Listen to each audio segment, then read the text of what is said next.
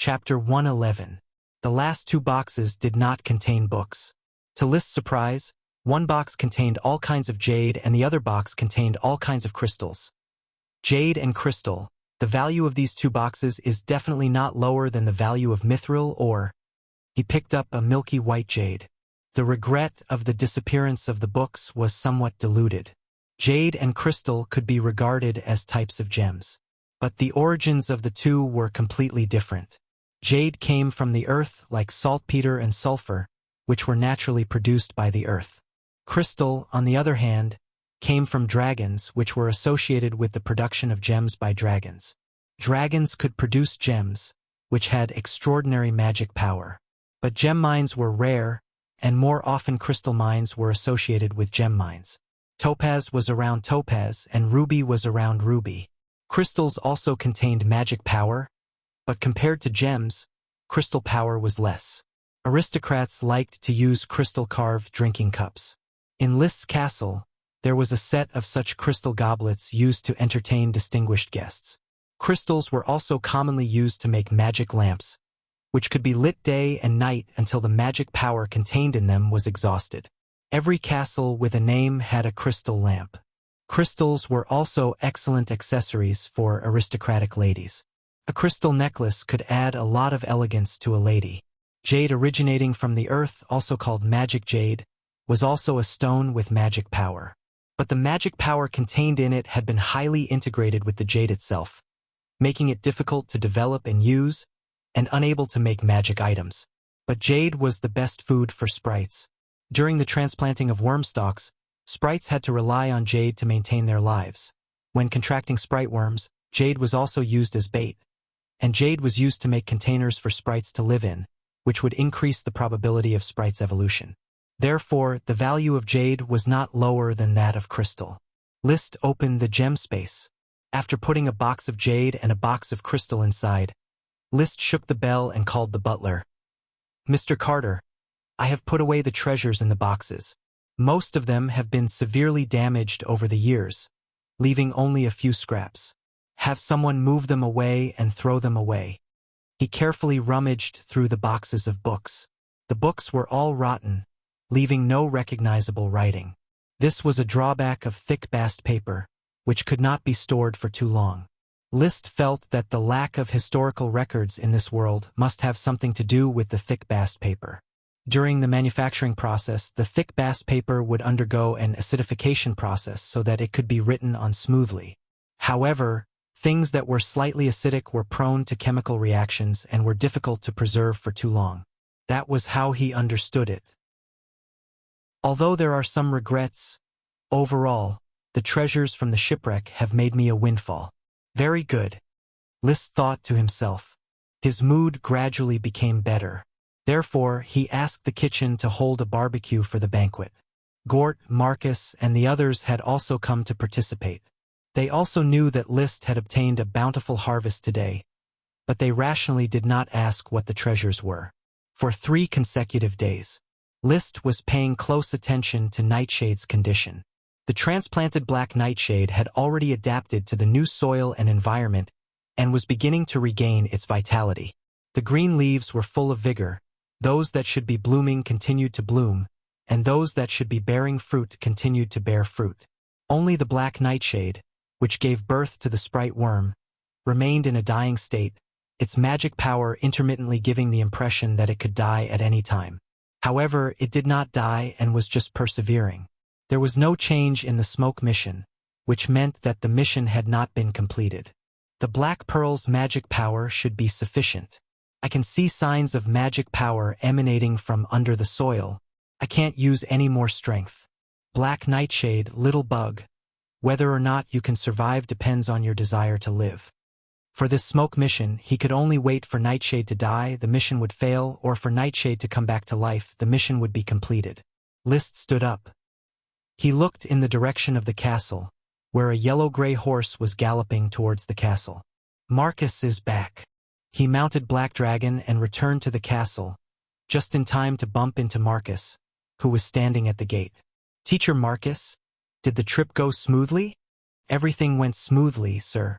Tomorrow, The crystal craftsman Brad will follow the flower caravan's transport team to the flower town to serve you for a month.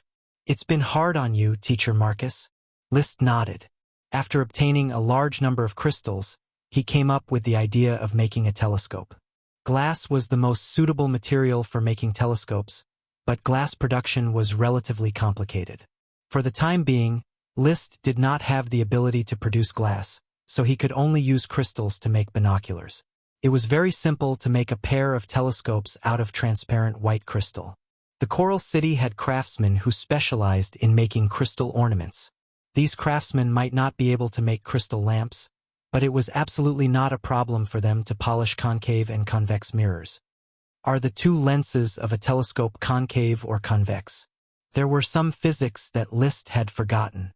He remembered that a monocular consisted of two lenses, which could be lengthened and shortened to different distances. By hiring a crystal craftsman for a month, he should be able to make a good pair of telescopes. The crystal craftsman Brad. He arrived the next day as scheduled. He was a bald, middle-aged man with a thick beard. He spoke in a low, muffled voice. Respected Baron of the Flower Town, Brad sends his regards. Brad, do you know why I hired you? Mr. Marcus said that you want me to make a few crystal products for you. Yes, help me make a batch of mirrors. List handed him a few pieces of white crystal. White crystal was a mineral associated with white gemstones. As for what kind of dragon produced white gemstones, List did not know. There was a lot of information about dragons, but most of it was vague. Those countries with dragons would always hide their dragons mysteriously. Is this white crystal? I can feel the magic power contained in it. Brad was a freelance craftsman as well as a trainee knight. He had chi. Craftsmen who made gems and crystals must have chi. List shook out a piece of thick bast paper. I need you to make these pieces of white crystal into mirrors. The surface must be very smooth, the thickness must be uniform, and the shape must be circular. There are two sizes of mirrors, but the thickness can vary. The structure of convex and concave lenses was drawn on the paper.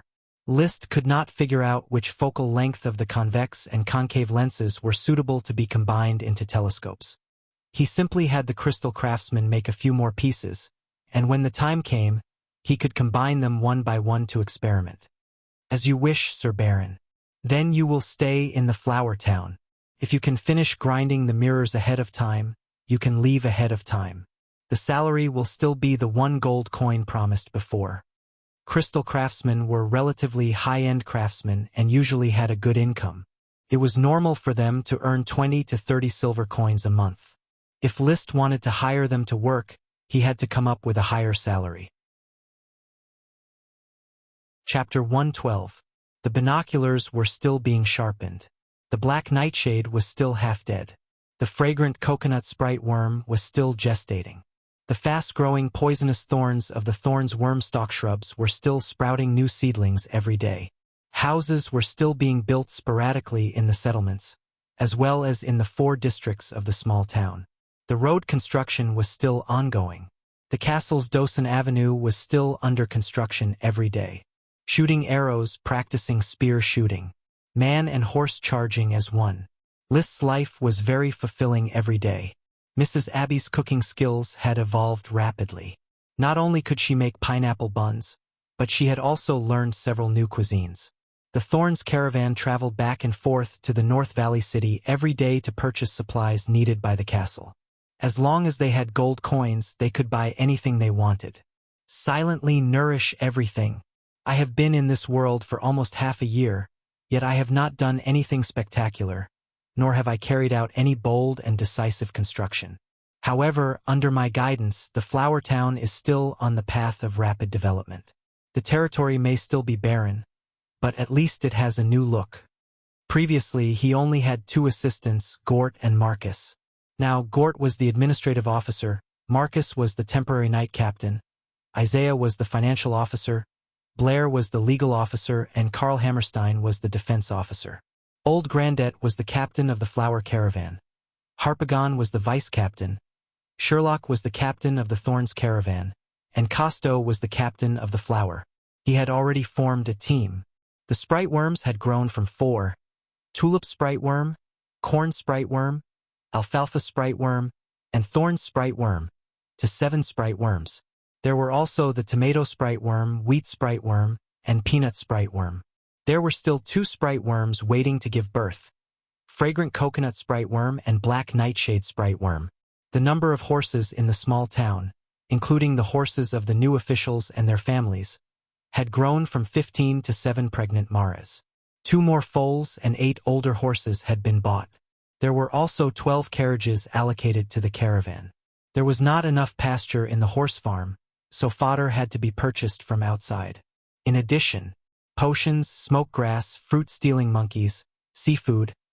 Only the population growth was slow. From 1991 to the present 2074, there was only an increase of 83 people. However, at the end of September, 500 serfs would be transported over to replenish the labor force. Actually, the biggest gains are all on me.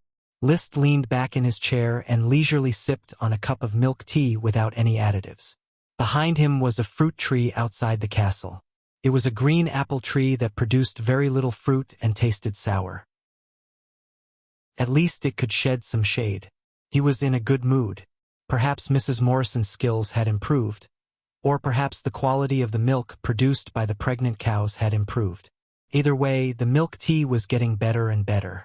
Even after drinking the milk tea, he could feel that the nutrition in the milk tea made his body feel especially comfortable, and even his spirit became excited. It swept away the laziness of the hot summer. Dosen is my good bodyguard. His rock thorns are very powerful, so blessed curls can probably be saved for meat. Space gems are the most priceless treasures. Mithril ores, jades, crystals, and black pearls should be valued in dragon coins. The red blood sword is a gem weapon, and there's also the sun's child floating bottle. His personal wealth, if measured, might already be second to none in Coral Island. I also learned the Chi's secret skill, Magic Eye. Although I don't know why Vulture Knight Stephen hid magic eyes in a book, but I should thank him. This auxiliary Chi secret skill is far better than any powerful Chi secret skill. Dosen was running around in joy. Woof woof. Thomas, who was holding the rope behind Dosen, was sweating profusely as he ran. With Dosen's current strength, Thomas, an ordinary person, had no way to hold him back. Liszt moved his gaze away from Dosen. He looked at the small garden next to the castle. A maid was cleaning up the dried meat in the small garden. The black and white maid uniform looked very pleasing to the eye. Is that little Lily? Liszt was a bit far away and could not see the maid's facial expression, but he could judge from her figure. Little Lily, the kitchen maid, was the tallest maid in the castle. She was about 1.7 meters tall.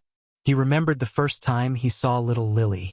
At that time, the 17-year-old girl was still a thin bamboo pole figure. Liszt did not know if it was because of the good food and living in the castle, but now he could see that she had breasts and her buttocks were a bit more perky than before. The girl has grown up. The picture of a busy maid is really pleasing to the eye. After sighing with emotion, he retracted his gaze and began to operate the chi in his body. Just now, there was some restlessness in his body, as if he wanted to express his respect to the maid. His body was also developing rapidly. His height had increased by quite a bit, and he was estimated to be 1.83 meters tall. The Earth Knight Marcus was a standard 1.86 meters tall. Standing next to him, Liszt was not much different. The Count was about 1.81 meters tall. His deceased mother, Melissa, was said to be a tall beauty. Therefore, Liszt inferred that he could probably continue to grow taller. It would not be a problem to surpass Marcus. Perhaps he could eventually reach 1.9 meters. The restlessness was difficult to quell. Liszt simply stood up, pulled out the red blood sword hanging from his waist, and began to practice Fiery Dragon Drill. In a flash, it was September. The Count had returned from the Blue Dragon Island and gathered all his followers to go to Tulip Castle for a meeting. As a baron of the Flower Town, Liszt naturally had to go. The Coral Island system was not huge. There were 2 Viscounts, 16 Baron, 82 Lord Knight, 1 Life Viscount Levis, and several Life Baron. Life knighthood was a title outside the system. It enjoyed the same treatment as a noble title, but it did not have a territory and was not hereditary. Some countries had it while others did not. In the Grand Duchy of Sapphire, life knighthood was generally granted to the adult heirs of a large family. When they came of age, but their father had not yet died, it was not their turn to inherit the title. Some were even in their 40s and had not yet inherited the title, which was a bit embarrassing. As a result, life knighthood came into being. Of course, some wizards, craftsmen with contributions, and even wealthy merchants might be conferred the title of life knighthood. The Grand Duke has issued an expansion order. In autumn, he will cooperate with the Iron and Steel Ridge Kingdom to attack the coast of the Eagle Kingdom. After meeting with List, Levis informed him of the news. Father has decided to accept the expansion order and participate in the war. Are you going as well? Asked List. Of course I have to go. This is a test for me. I need to prove that I can inherit Father's will and be favored by the glory of the night. Levis was not nervous, only excited. The Grand Duke has arranged for Father to cooperate with Marquis Roderick, while I will act as the liaison officer to coordinate the two orders of chivalry. Marquis Roderick? List recalled that Madame Penelope had said that Levis was pursuing the other party's daughter. What is the name of the Marquis's daughter? Chapter 113. The surnames of great nobles were always very elegant. They were both Marquis clans, but the Taro family surname was Long Taro. Compared to the Golden Wheatear clan surname was Golden Wheatear. There was a difference in grade. This was also a display of their foundation. A few decades ago, the Golden Wheat family surname was still Golden Wheat. This was a very powerful family. The reason why their surname wasn't Barley or Wheat was because their family not only had the Wheat Great Sprite, but also the Barley Great Sprite. Before the Grand Duchy of Sapphire was established, the Golden Wheat family had already relied on grain sales to rise to power. Later, they followed the Sapphire family and established a country, becoming the first Marquis family in the Grand Duchy. But just like the Small Kerchief clan and the Big Kerchief clan, the Golden Wheat clan had also experienced a split several decades ago. The branch that had the Wheat Sprite was conferred the title of Earl due to their military exploits, and they changed their surname to Golden Wheat Grains. The branch that possessed the Great Barley Sprite inherited the title and changed their surname to Golden Barley. Every time the family name changes, it meant the development of the clan, the improvement of the bloodline, and the change of status. If one day, I can also nurture a great tulip sprite and rely on my military achievements to be conferred the title of Earl, then, according to the habits of the nobles, perhaps the Tulip family will change their name to Red Tulip, and I will change my name to Black Tulip. List Black Tulip? Sometimes, List would indulge in idle fantasies. Then, my dear brother, I wish you all the best. After finding out the name of the Marquis daughter, List smiled and gave his blessings. I will succeed. Unlike cousin Meopal, Loria and I have been corresponding for half a year, and I know she has already noticed me. What I need to do now is to beat the other competitors with an excellent performance. Cousin Meopal, it's purely unrequited love. The princess has many guests. As Levis spoke, he did not forget to make fun of Meopal. How should she put it? Her cousin's character, appearance, and family background were all impeccable, but he fell in love with a dissolute princess. List had a good impression of Meopal, so he didn't go along with Levis's teasing. Right, brother? The black pearls I sold you last time, did you forge them into magic equipment? It's a success. The magician carved a special magic rune on it, and then it became a special item that can silence the wind. Silence the wind.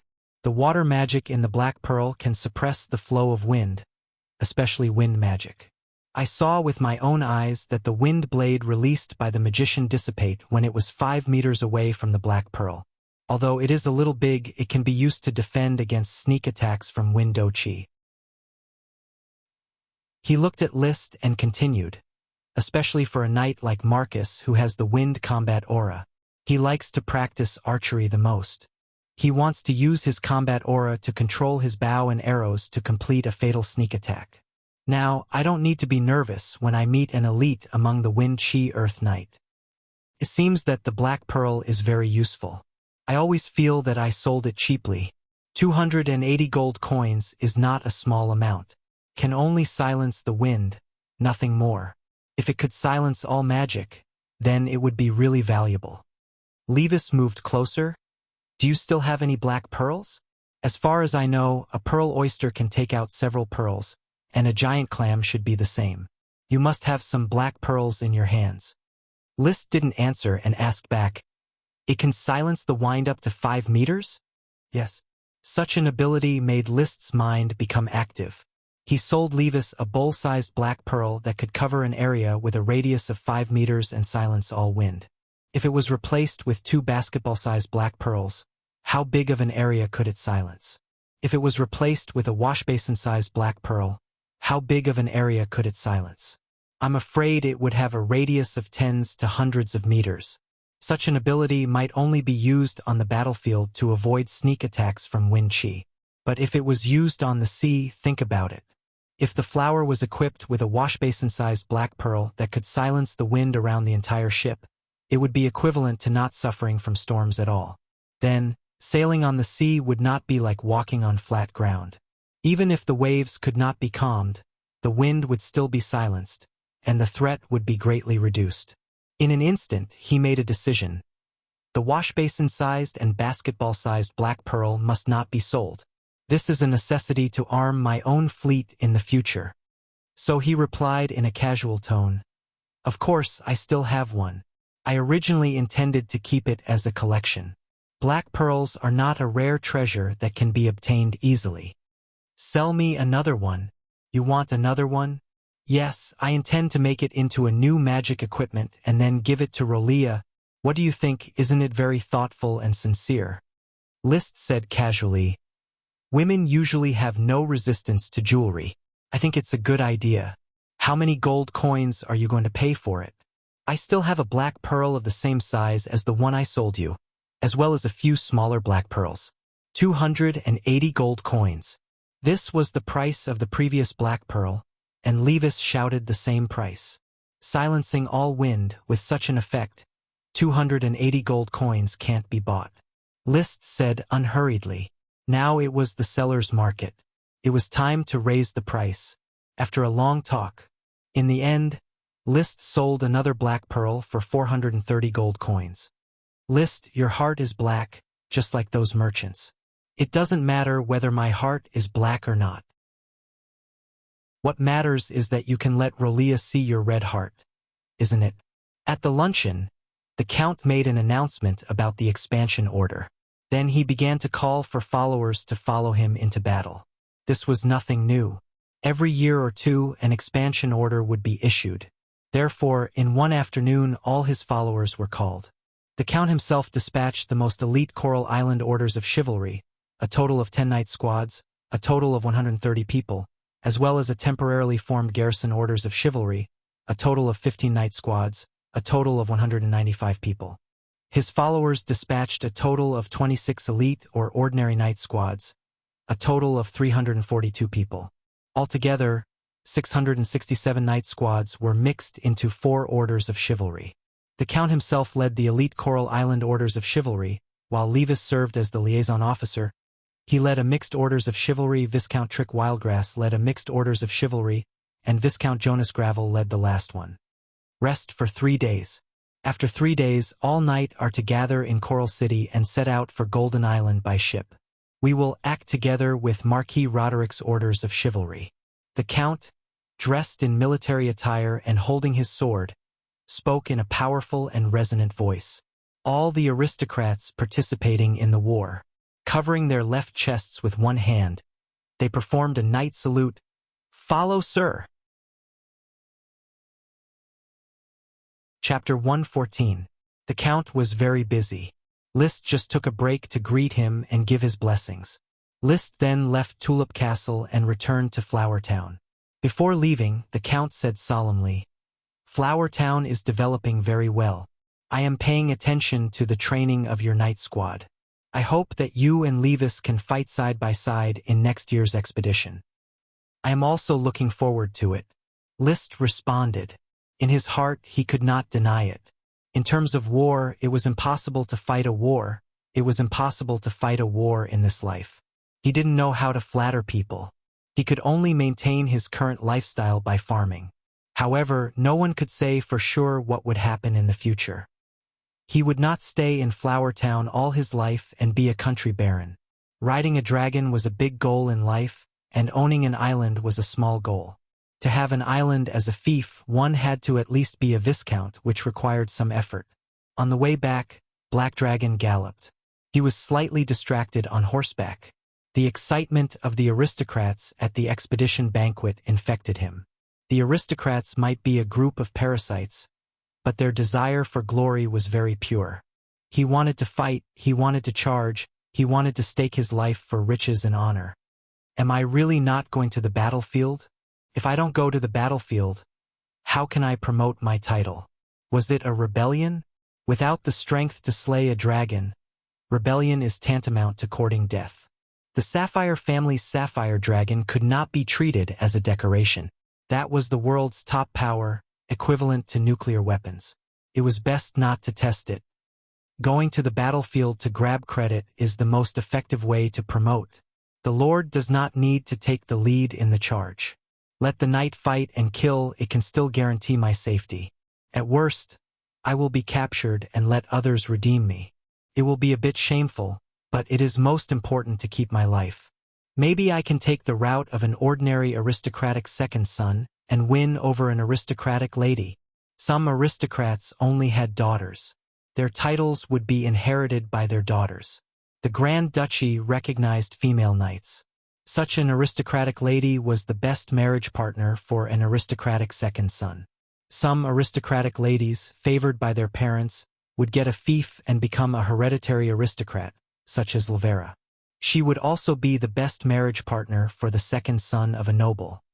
It's a pity that in the Grand Duchy of Sapphire, there are only a few suitable noble ladies.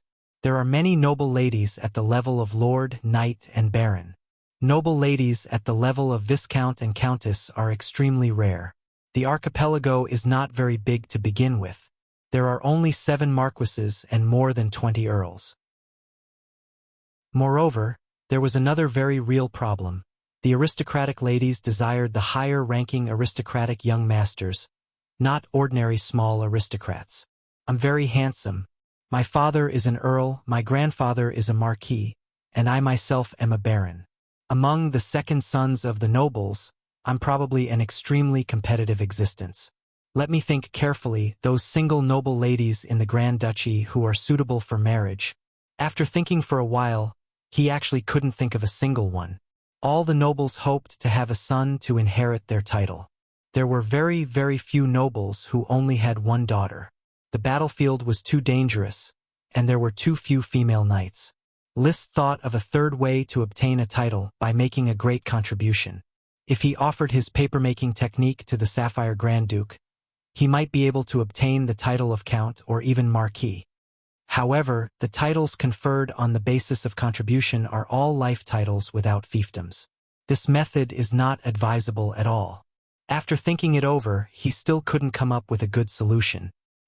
He smiled self-deprecatingly and inwardly sighed. Instead of going through so much trouble, it would be better to look forward to the Count and Levis. Hold on, I feel that this idea shouldn't appear. After all, they are blood relatives. After returning to the Flower Town, Liszt once again fell into a leisurely pace of life. The Count was in a hurry to participate in the war. He couldn't even hold his birthday on the Coral Island on September 14th. Therefore, he didn't have to worry about diplomacy and could develop the town with peace of mind. The Black Nightshade was still half dead, but as long as it wasn't dead, it meant that the sprite worm still had the desire to live. There was still hope. What brought him joy was the fragrant coconut tree. The fruit farmer Jigs came to report that the fragrant coconut had split open. Instead of coconut milk, a milky white, plump sprite worm crawled out. He brought the jade powder and the jade box. Liszt rushed to the oyster settlement, climbed the several tens of meters tall fragrant coconut tree, and saw the long-awaited fragrant coconut tree sprite worm. It was very fat, fatter than all the sprite worms he had on hand. Its body was also particularly white, as if it was faintly glowing. It looked as if it had just taken a milk bath. "Little fellow, come, I'll treat you to some jade powder." He sprinkled the jade powder on the fragrant coconut to lure the sprite worm.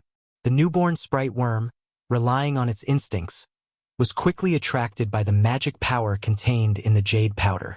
It began to swallow the jade powder in large mouthfuls. Next, List simply smeared the jade powder on his finger and extended it to the sprite worm's mouth. He bit down. The contract was completed. The pleasant feeling of telepathy made him and the fragrant coconut tree sprite worm closely linked, sharing joy, anger, sorrow, and joy. After putting the fragrant coconut sprite worm into the jade box, List rewarded each of the fruit farmers who had been patiently looking after the fragrant coconut sprite worm with a silver coin. "Jigs, you still have to carefully look after the worm stalk, understand?" "Understood, Sir Lord." After returning to the castle, the fragrant coconut sprite worm was handed over to Carter to be stored in the worm house. Carter was very happy, but at the same time he expressed his concern. "Master, we already have 8 sprite worms. I am afraid that the castle servants will not be able to meticulously look after every worm stalk. Do you need to hire new servants to specifically look after the worm stalks?" This question reminded List. Of course, no one in the flower town dared to disobey him, let alone destroy his worm stalks. However, it was better to be safe than sorry. What if a commoner went crazy and cut down the worm stalk? Or what if a beast accidentally ate the worm stalk? Don't expect the fence to stop everything. Your concern is very reasonable. However, I do not intend to hire servants to look after the worm stalks. I intend to set up a regular team to look after the worm stalks. He immediately called Gort, Marcus, and Carl Hammerstein. "Sir." "Teacher Gort, Teacher Marcus, Carl. I called you here because I have more and more sprite worms. The worm stalks are scattered all over the fief. They need better protection." "Sir, do you need more people from the patrol team to frequently patrol the worm stalks?" "Just patrolling is not enough. I need to focus on protecting them for a long time. Do you have any good ideas?" List had an idea, but he did not reveal it. Holding back and not revealing, this was the way of the superior to control his subordinates. Gort thought for a moment, then said, "At present, the worm stalks are mainly protected by the castle's serving men, the surveillance of the local farmers, the patrol team, as well as the fence's isolation. Perhaps we can train more patrol team members to specifically patrol the worm stalks." Marcus was even more straightforward. "We can leave it to the night squad to patrol." Carl finally said, "Sir, I think that we can arrange for patrol team members to specifically keep watch around the worm stalks. At present, we have 20 patrol team members. We do not need so many to patrol the fief. By dividing 8 patrol team members to keep watch over the worm stalks can be protected at all times." Carl's proposal is more in line with my idea. However, there is no need for patrol team members to keep watch. That would be a waste of manpower. Select strong serfs from each settlement and arrange for them to guard the worm stalks in shifts. The fief's administrative office will pay them a copper coin a day. Chapter 115. Rome had been very excited recently. He thought that, like Odin and Gray, he would not be able to cultivate chi and would eventually be abandoned by Mr. Marcus. The consequences of being abandoned and becoming a good-for-nothing without chi were very frightening. He, Carl, Odin, and Gray were all serfs and were hired as Baron List's retainer knight. But now, Carl had become a trainee knight, the Flower Town's defense officer, and had a patrol team of 20 people under his command. When he saw Carl, he had to call him Mr. Carl. The change in his status put great pressure on him. There was a suffocating sense of urgency, as if the giant hand of fate was clutching his throat, trying to strangle his hope of progress. He was afraid that he would really achieve nothing. Therefore, not only did he earnestly practice cultivation when Marcus was teaching, but he also practiced in private regardless of everything else. Finally, he successfully cultivated chi, low-level chi, and became a trainee knight. His wish was fulfilled, and his hard work reaped the fruits of his hard work. The Sir Lord appointed him as the captain of the patrol team to assist Carl and be responsible for the fief's public security.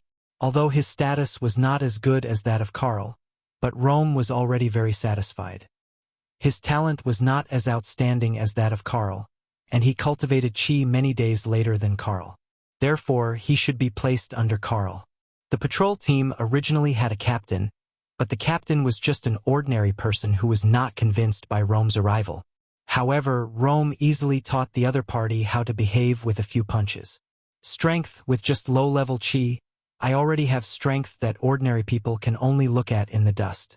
How powerful will an Earth Knight with mid-level qi be?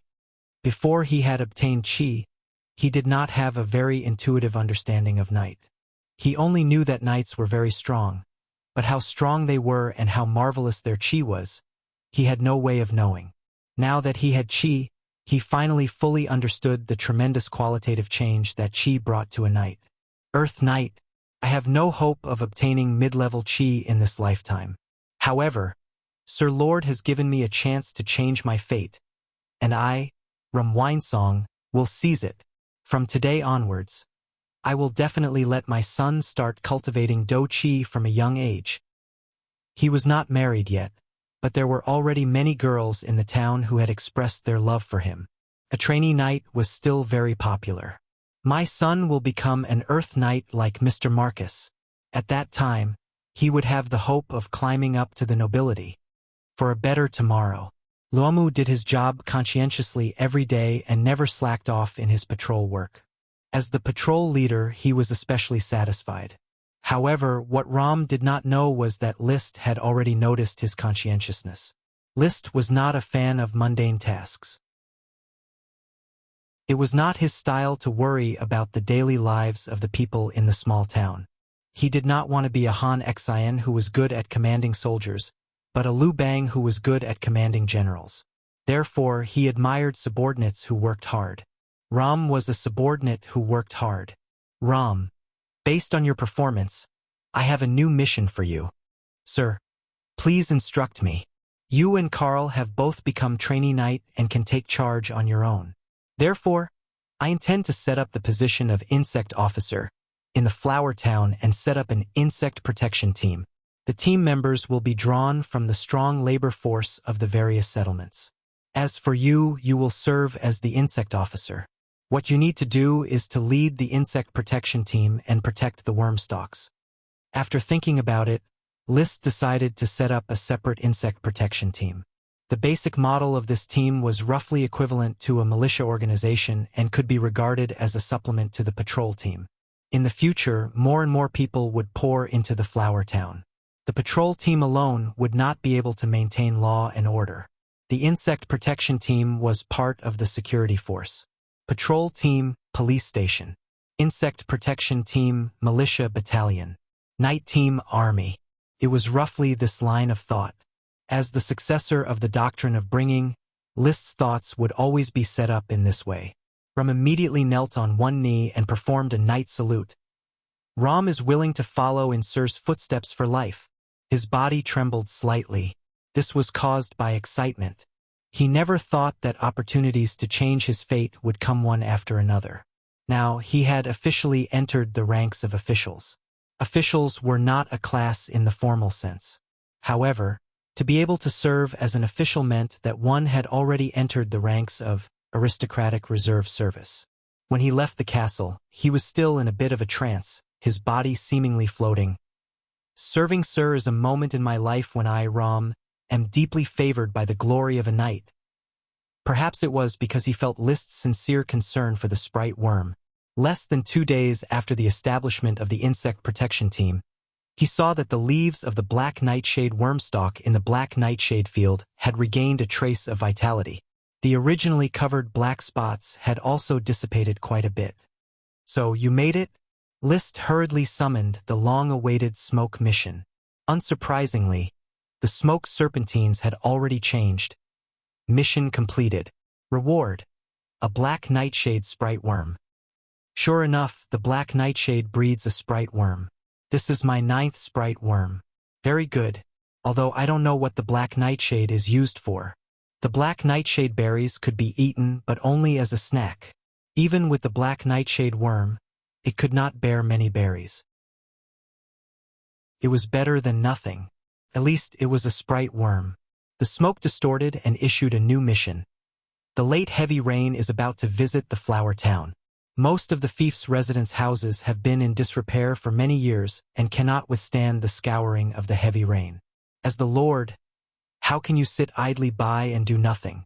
Please repair the fief's houses. Reward, a variant type of thorns. Another variant type of thorns? List mused. This is already the third mission related to thorns. It seems that it must be a chain mission. The previous Invisible Dragon chain mission rewarded a space gem. What good things will be rewarded for this time's chain mission? He had a vague guess, a Thorn's Lesser Sprite. Will it be a Thorn's Lesser Sprite? Although he could not guarantee it, List firmly suppressed the idea. He would not be disappointed if he did not hold out hope. Once he really obtained it, it would be a huge surprise. For now, he just had to do his best to complete the mission. Repair the houses. It seems that it is time for another national war. List immediately summoned all the fief's officials and arranged for the repair of the fief's houses.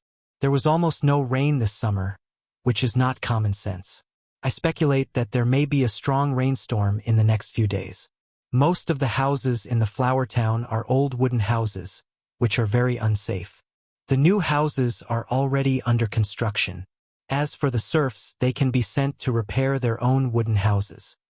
Gort inevitably looked down on the serfs. Blair was suspected of flattering him. The castle should be repaired the most. The place where Sir lives should be safer and more beautiful. As for the castle's repair work, let's talk about it after the autumn harvest is over and the labor force is idle. Now, each of you will be assigned your tasks. Make sure that every damaged wooden house is properly reinforced. All civilians, whether serfs or freedmen, must accept the work arrangements. After a pause, List said, all civilians are not paid.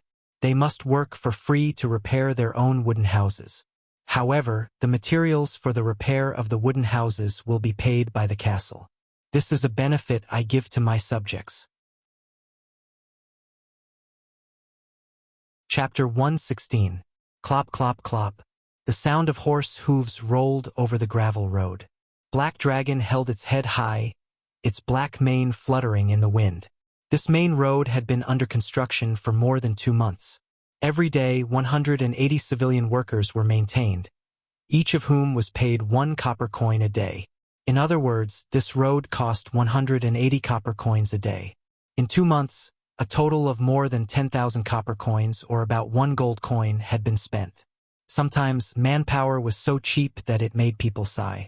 The stones transported from various places were crushed into fingernail-sized gravel and spread on the ground. The gravel mixed with the sand of the East Coast made the entire road look very clean and tidy. Without cement, gravel and sand would unknowingly fall into one's shoes when stepped on it. Unfortunately, the Thorns Ridge is just a rocky mound. The stones are also very small, unable to even cut through flagstones. Otherwise, it would have been more beautiful to build the main road into a flagstone road. List felt a bit regretful. The town was too barren, and the surrounding resources were also extremely scarce. He had sold the black pearls twice, and his purse was bulging with more than 500 gold coins. However, it could not be immediately converted into resources. Livestock could not be bought, pasture was scarce. Buildings could not be built, manpower was insufficient. Roads could not be repaired frequently, stone was insufficient. Uncultivated fields could not be planted, tools were scarce. Just like today, the whole town began to repair the wooden houses. There were no workers working on the road. Under the supervision of patrols and clerks, the commoners began to check whether their wooden houses were sturdy.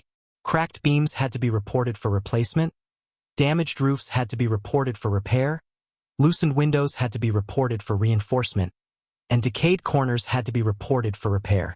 The commoners were very enthusiastic. This was because the Sir Lord would provide the repair materials. This made the commoners feel that they had taken advantage of the situation. If they did not report it, they would suffer a great loss. Perhaps I should start baking bricks. There is not enough stone, so I can make up for it with bricks. Liszt thought as he watched the vigorous renovation of the wooden houses. Stonemasons and carpenters were the construction workers of the other world. Commoners lived in wooden houses, while aristocrats lived in stone castles. In the flower town, only Liszt's castle was built from stone and used glutinous rice as a gel material. The value of glutinous rice was very high. The sprites bred by glutinous rice were called wall sprites. Its value did not lie in its edible properties, but in its strong binding properties. Without cement, the solidification of the wall was either made of clay or glutinous rice.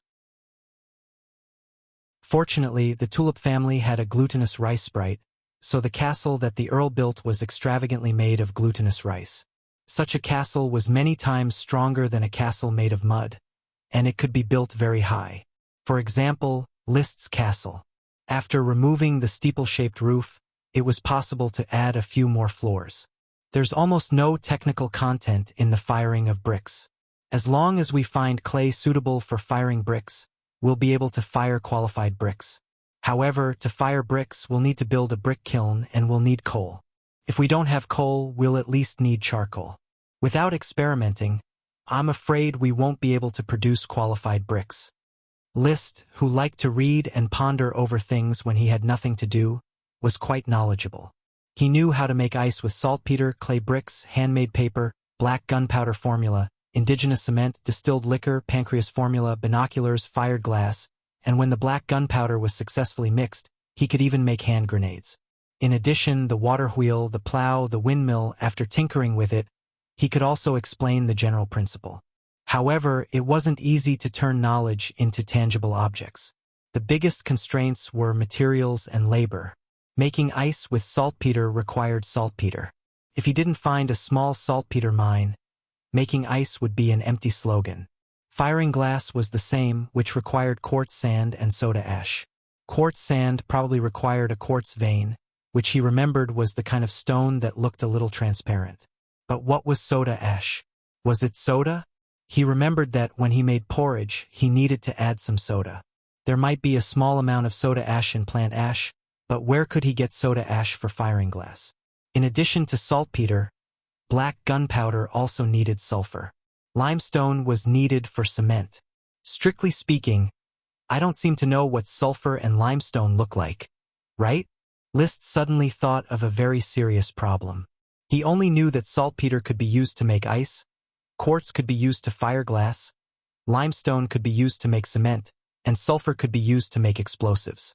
But what did limestone and sulfur look like? Previously, he only knew that saltpeter was white. Many books mentioned that it grew in toilets and corners. Later, after the smoke mission indicated that there was a small saltpeter mine, he successfully discovered saltpeter. If he really had to look for a saltpeter mine by himself, he might not be able to find it. Limestone is a rather vulgar name. It is probably a common stone.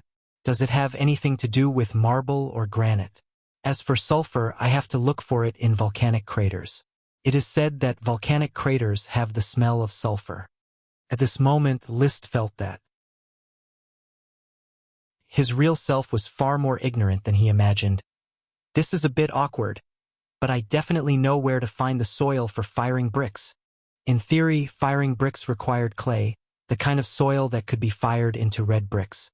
However, if one did not pursue high quality, then most of the soil could be used to fire bricks. Soil that was a bit sticky was considered a good material. There was still a lot of such soil in the flower town. When the mission is completed, I will gather a group of serfs to fire bricks for me. I want to build houses with bricks. Build flame mushroom greenhouses, build toilets, build pig, horse, cow, and sheep pens, build factories. Then build a football field, a basketball court, and raise a group of professional players to come and play games. I still have to spend time looking for quartz, limestone, and soda ash. Cement and glass have a wide range of uses. Then he suddenly thought, in fact, I am an aristocrat. Enjoying life is what I should do. Why do I think about inventions and research all day long? He used to be a liberal arts student. He was not a science student. He studied information management at university. Life is so wonderful. I don't want to be a wizard. Just as he was riding his horse, his thoughts flying. Not far away, on the side of the street, a wooden house collapsed with a thump. Liszt raised his hand to block the sunlight and looked over. A group of people were watching the commotion in a mess. He ordered a retainer knight. "What happened? Go and ask." The retainer knight quickly brought over a member of the patrol who was supervising the scene. The patrol member knelt on the ground and answered Liszt's question. "Sir Lord, it was Hunter with the loud voice who tore down his wooden house." "Tore down his own wooden house?" "Yes, we saw with our own eyes that Hunter was hitting his own wooden house with a stick, breaking a few supporting pillars. After that, the wooden house collapsed, and Hunter was buried in it. However, he was not killed, only one of his arms was broken." "Why did he tear down his wooden house?" Chapter 117. Audacious, Unruly Commoner. After listening to the patrol member's report, this thought flashed through Liszt's mind. This was simply a scam against the Lord. They even wanted to take advantage of the Lord. However, he did not listen to the patrol member's side of the story. "Sean, go and ask Hunter if he tore down his own cabin." "Yes, sir." The retainer knight Sean quickly returned. At the same time, Gort also hurried over. The result was certain. When Hunter heard that the castle would pay for the repair of the cabin, he threatened to replace every piece of wood in his cabin on the spot. Then, extreme joy turned to sorrow and the cabin collapsed. "Teacher Gort, how do you think we should deal with this?" Liszt didn't show any indignation on his face. He just asked indifferently. "Abominable commoner. He should be beaten to death." Gort replied in a loud voice. "Sir, the free commoner Hunter is greedy. He even dares to covet the castle's sacred and inviolable things. He should be severely punished. I think that he should be demoted to a serf and whipped 100 times." There were many civilians in the surroundings. When they heard Gort's voice, they couldn't help but shrink back. Being demoted to a serf was not terrible, but being whipped 100 times was enough to beat someone to death. In particular, there were a few civilians who had tampered with their own cabin, wanting to take advantage of it. When they heard this, their legs almost began to tremble. The greed in their hearts subsided in an instant. They groped and quietly moved towards their home, ready to stuff the tampered wood back in. To be honest, 100 lashes was a bit heavy. The crime was not worthy of death. However, Hunter's behavior made Liszt quite unhappy. He had worked hard to lead the flower town to prosperity, yet some people did not know how to be grateful and still wanted to take advantage of it. This kind of practice must not be allowed to grow, it must be stifled. For the sake of the fact that one of his arms has already been smashed, the whipping will be remembered for the time being. After he recovers, split it into 2 batches of 50 lashes each. He glanced at the nervous civilians in the surroundings and told Gort, "Do a good job of spreading the word. I don't want to find a second person doing something similar." "As you wish, sir." A cruel smile appeared on Gort's face. "I will let these foolish commoners know whether a few pieces of wood or their own lives are more important." After the commotion, Liszt was no longer in the mood to continue patrolling the wooden hut repair battle. He turned his horse around and returned to the castle. The black nightshade cordyceps in the black nightshade field were gradually recovering, and the magic power in them could already flow stably. The black spots and withered leaves gradually turned green again. After looking at the nightshade, Liszt rode his horse around the stud farm. Finally, he returned to the shade of the green apple tree. Carter, who had just come out of the cellar with a bunch of keys, walked over. His pace was very slow, and he had the calmness of an old man. His clothes were always meticulous. They were a little shabby, but they were ironed very neatly, without any loose threads or wrinkles. "Master, you don't seem to be in a good mood." "Looks like my mood is written all over my face. Is there anything I can do for you?" Carter asked with a smile. His smile was very amiable, making people feel warm immediately. Liszt motioned for Thomas to bring a stool for Carter, and then said, "Mr. Carter, do you think I am a qualified lord?" "I have never doubted it. You have the courage of the Tulip family and the compassion, justice, humility, and honor of aristocrats. You have always been looked after by the glory of the night. Has the flower town changed in the past 6 months? It has changed a lot. I remember that when I first came to the flower town, the expressions on the faces of the small town's residents were numb. Now it is as if they have obtained a new life. I see a lot of smiling faces, more smiling faces than I have seen anywhere else. Everyone is grateful for your kindness, master. Not everyone. Liszt picked up the iced fruit juice and took a sip. The coolness spread from his throat to his stomach, and then to his whole body. Today I met a commoner who wanted the castle to build a new house for him for free. He tore down his old wooden house without the slightest consideration for my kindness. You are not worth getting angry over such a commoner. Humble commoners are different from noble aristocrats. They are always full of all kinds of vices. All right, I accept your statement. Liszt put away the unhappiness in his heart. In fact, Teacher Gort's whip has already calmed my anger. Perhaps he himself hadn't realized it. He had been thinking more and more from the standpoint of an aristocrat. As a transmigrator, Liszt still couldn't defy the heavens and change this great era. He gradually integrated into it, betraying the communist position and falling to the standpoint of the exploiting class. He was not far from becoming a qualified native. But he had his own words to refute. My dream is to ride a dragon, not to change the world. The great battle to repair the wooden house lasted for 5 days. It couldn't continue because on this day, the north wind howled and dark clouds covered the sky. The alfalfa on the horse field swayed with the wind, unable to straighten up for even a moment. The castle servants were busy installing the wooden planks on the windows to shelter them from the wind and rain. If he had money, Liszt could carve glass out of crystals and install them on the windows just like in Tulip Castle. But he wasn't so extravagant. That box of crystals was reserved for the future to create magic items. For the time being, the castle's windows relied on removable wooden planks to shelter them. In addition, every window had a curtain woven from straw, which could be used to shelter them from the sun and mosquitoes. Not now, the wind outside would blow the curtain apart. After the wooden planks were installed, the castle's originally not very bright light became even dimmer. Carter hurriedly asked the servants to light candles in the study, living room, and other rooms, so that the room could regain light. Now that Liszt had enough money, he could light more candles, and there were 5 or 6 in the study. Mr. Carter, don't worry about wastage. My room needs to be bright enough. Reading in dim light is very harmful to the eyes.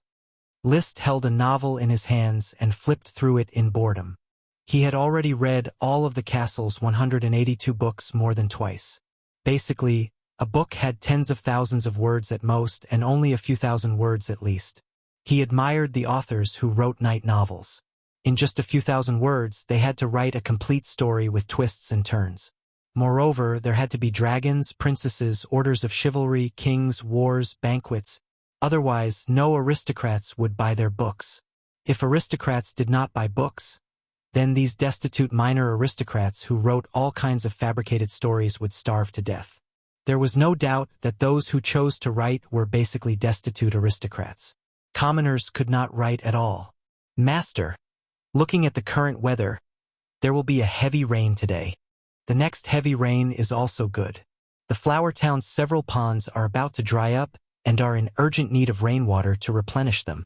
I hope it won't ruin the crops and affect this season's taxes. Carter lifted a wooden plank and looked at the gloomy sky outside, saying worriedly, "Don't be nervous. There is no shortage of food in the castle and the town. The East Coast is the flower town's dining hall," Liszt said faintly. He leaned back in his chair, his eyes not focused on the night novel in front of him. Chapter 118. The storm was fierce. When the flower town was swayed by the strong wind, sand and dust filled the sky. For a moment, the whole world suddenly became quiet. Then, bean-sized raindrops pattered on the top of the castle steeple, as if a basin of water had been poured down, splashing everywhere. In the kennel, Dawson's loud barking came.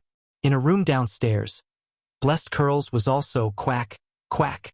Outside the castle and inside the castle were two different worlds. Listening attentively, List could hear the servants chatting in the kitchen and dining room downstairs. Due to the heavy rain, there was nothing to do, so they could only chat. Mr. Carter's footsteps lingered upstairs and downstairs. He was always wandering around, inspecting every part of the castle.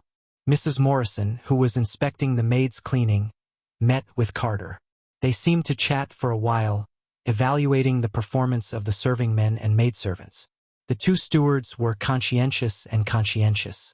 The 15 servants did not always get along so well. Thomas's attitude towards the serving men was very bad. However, he was List's valet and had a very high status, so no one dared to say anything.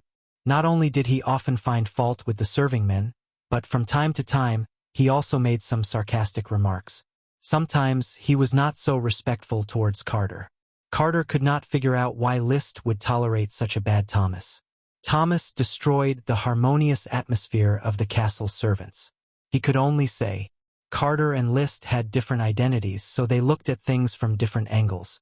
Carter tried to make the castle full of harmony and love. But List did not want this to be the case. If the servants were united, he, as the master, would feel uncomfortable. Imagine a servant making a mistake, and because they had a good relationship, all the servants helped to cover it up. Wouldn't it be possible to fool List? Without Thomas as a troublemaker, the servants would become more and more indulgent. With Thomas keeping an eye on them and finding fault with them at any time, the servants would work in fear. Those in a higher position would always place a few confidants in their subordinate organizations. Even the school teachers knew that they had to cultivate a few students who were good at snitching. He did not choose to eavesdrop on the servants' conversation. List's expression was slightly serious. His thoughts drifted. In this world, there are actually such things as ghosts? When the predecessor was young, the bedtime stories that were passed down by word of mouth mention ghosts. Legend has it that after a person dies, their soul will leave their body and exist. They have no consciousness and only wander aimlessly. Almost no one had ever seen a ghost. He searched all the memories of his predecessor, but he had not heard of anyone encountering a specter on Coral Island. Of the 100 or so night novels that he had read recently, there were a few that mentioned ghosts, but most of them were just like vampires, werewolves, and zombies in the mines. They were relatively unpopular and rarely appeared. In the past, when he saw it, he would just laugh it off, not taking it seriously. The reason why he thought of ghosts again was that the smoke mission reminded him of ghosts. Mission. An old and dilapidated shipwreck. Exposed to the wind and sun, fishermen who pass by the shipwreck often feel a chill on their backs. It seems that there is something in the shipwreck staring at them, making them not dare to approach. Please find out the reason. Reward, a broken bone. List did not let anyone chop the shipwreck with the 5 treasure chests and burn it for firewood. He felt that the shipwreck could barely be regarded as a tourist attraction, so he placed it in the oyster settlement to add to the oyster settlement's historical heritage. He was also planning to have the shipwreck properly maintained when he had time. He did not expect that the shipwreck would actually hide a secret. What is in the shipwreck? Previously, when the patrol team was looking for the treasure, they had already searched the entire ship inside and out. Apart from some cloth, grain residue, and 5 treasure chests, there was nothing else. Or perhaps there was something, but it was not easy to see. He could easily associate it with ghosts, dirty things, shipwrecks, ghost ships, and finally with the legendary specter. Bang bang! A bright light flashed outside the castle, followed by the rumbling of thunder.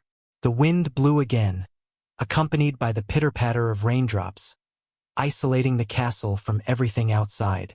Walking to the window, he put down a wooden block and looked at the curtain of rain outside.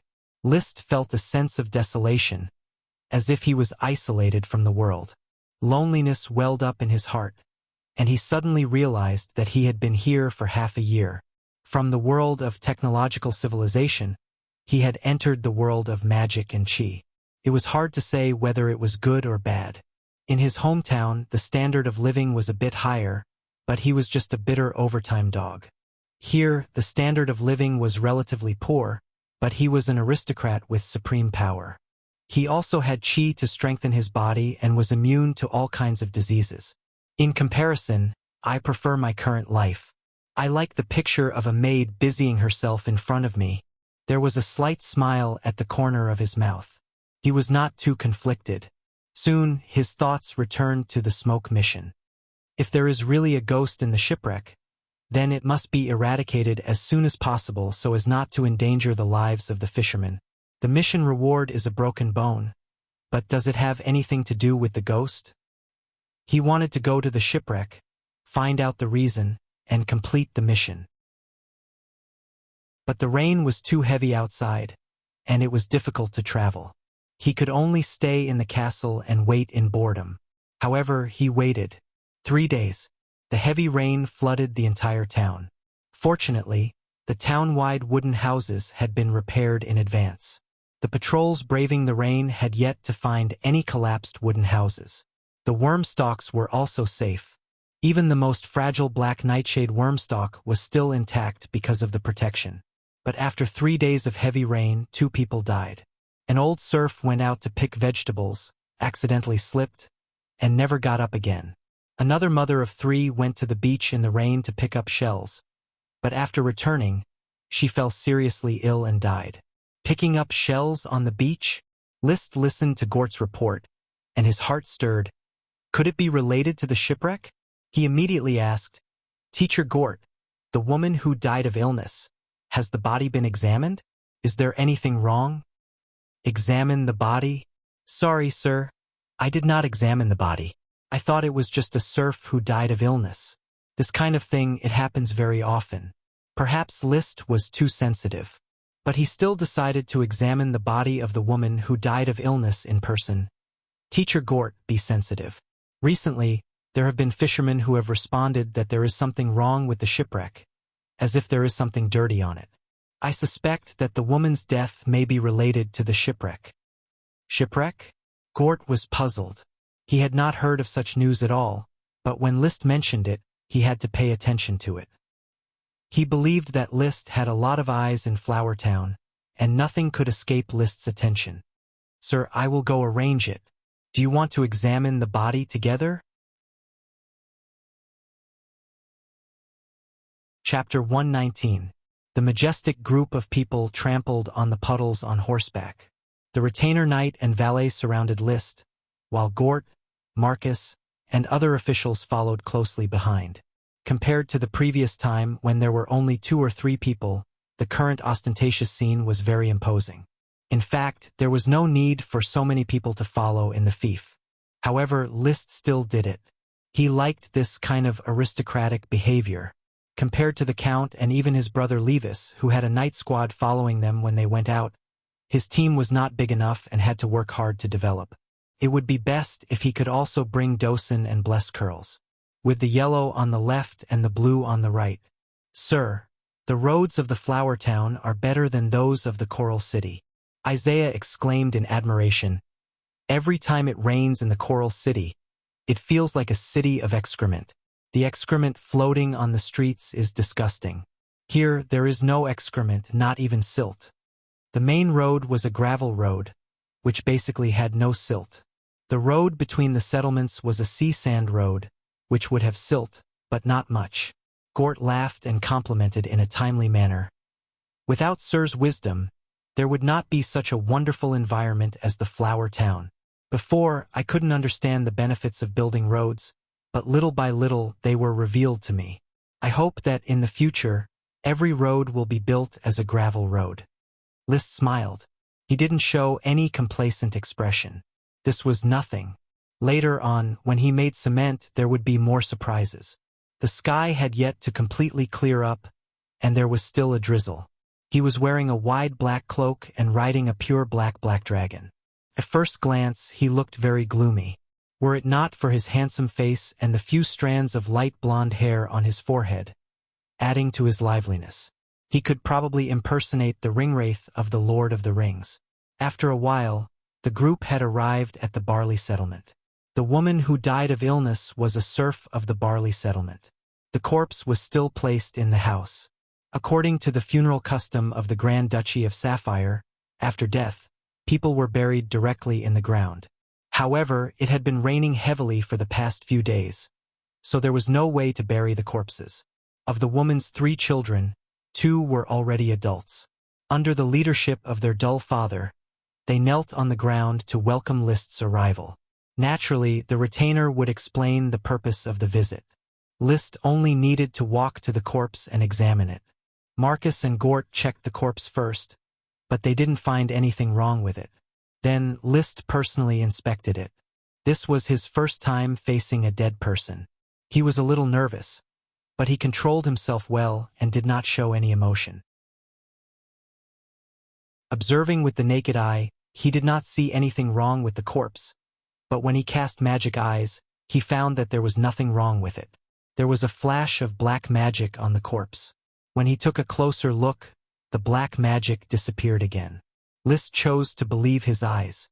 He observed quietly, and about a minute later, another wisp of black magic flickered in the corpse and disappeared.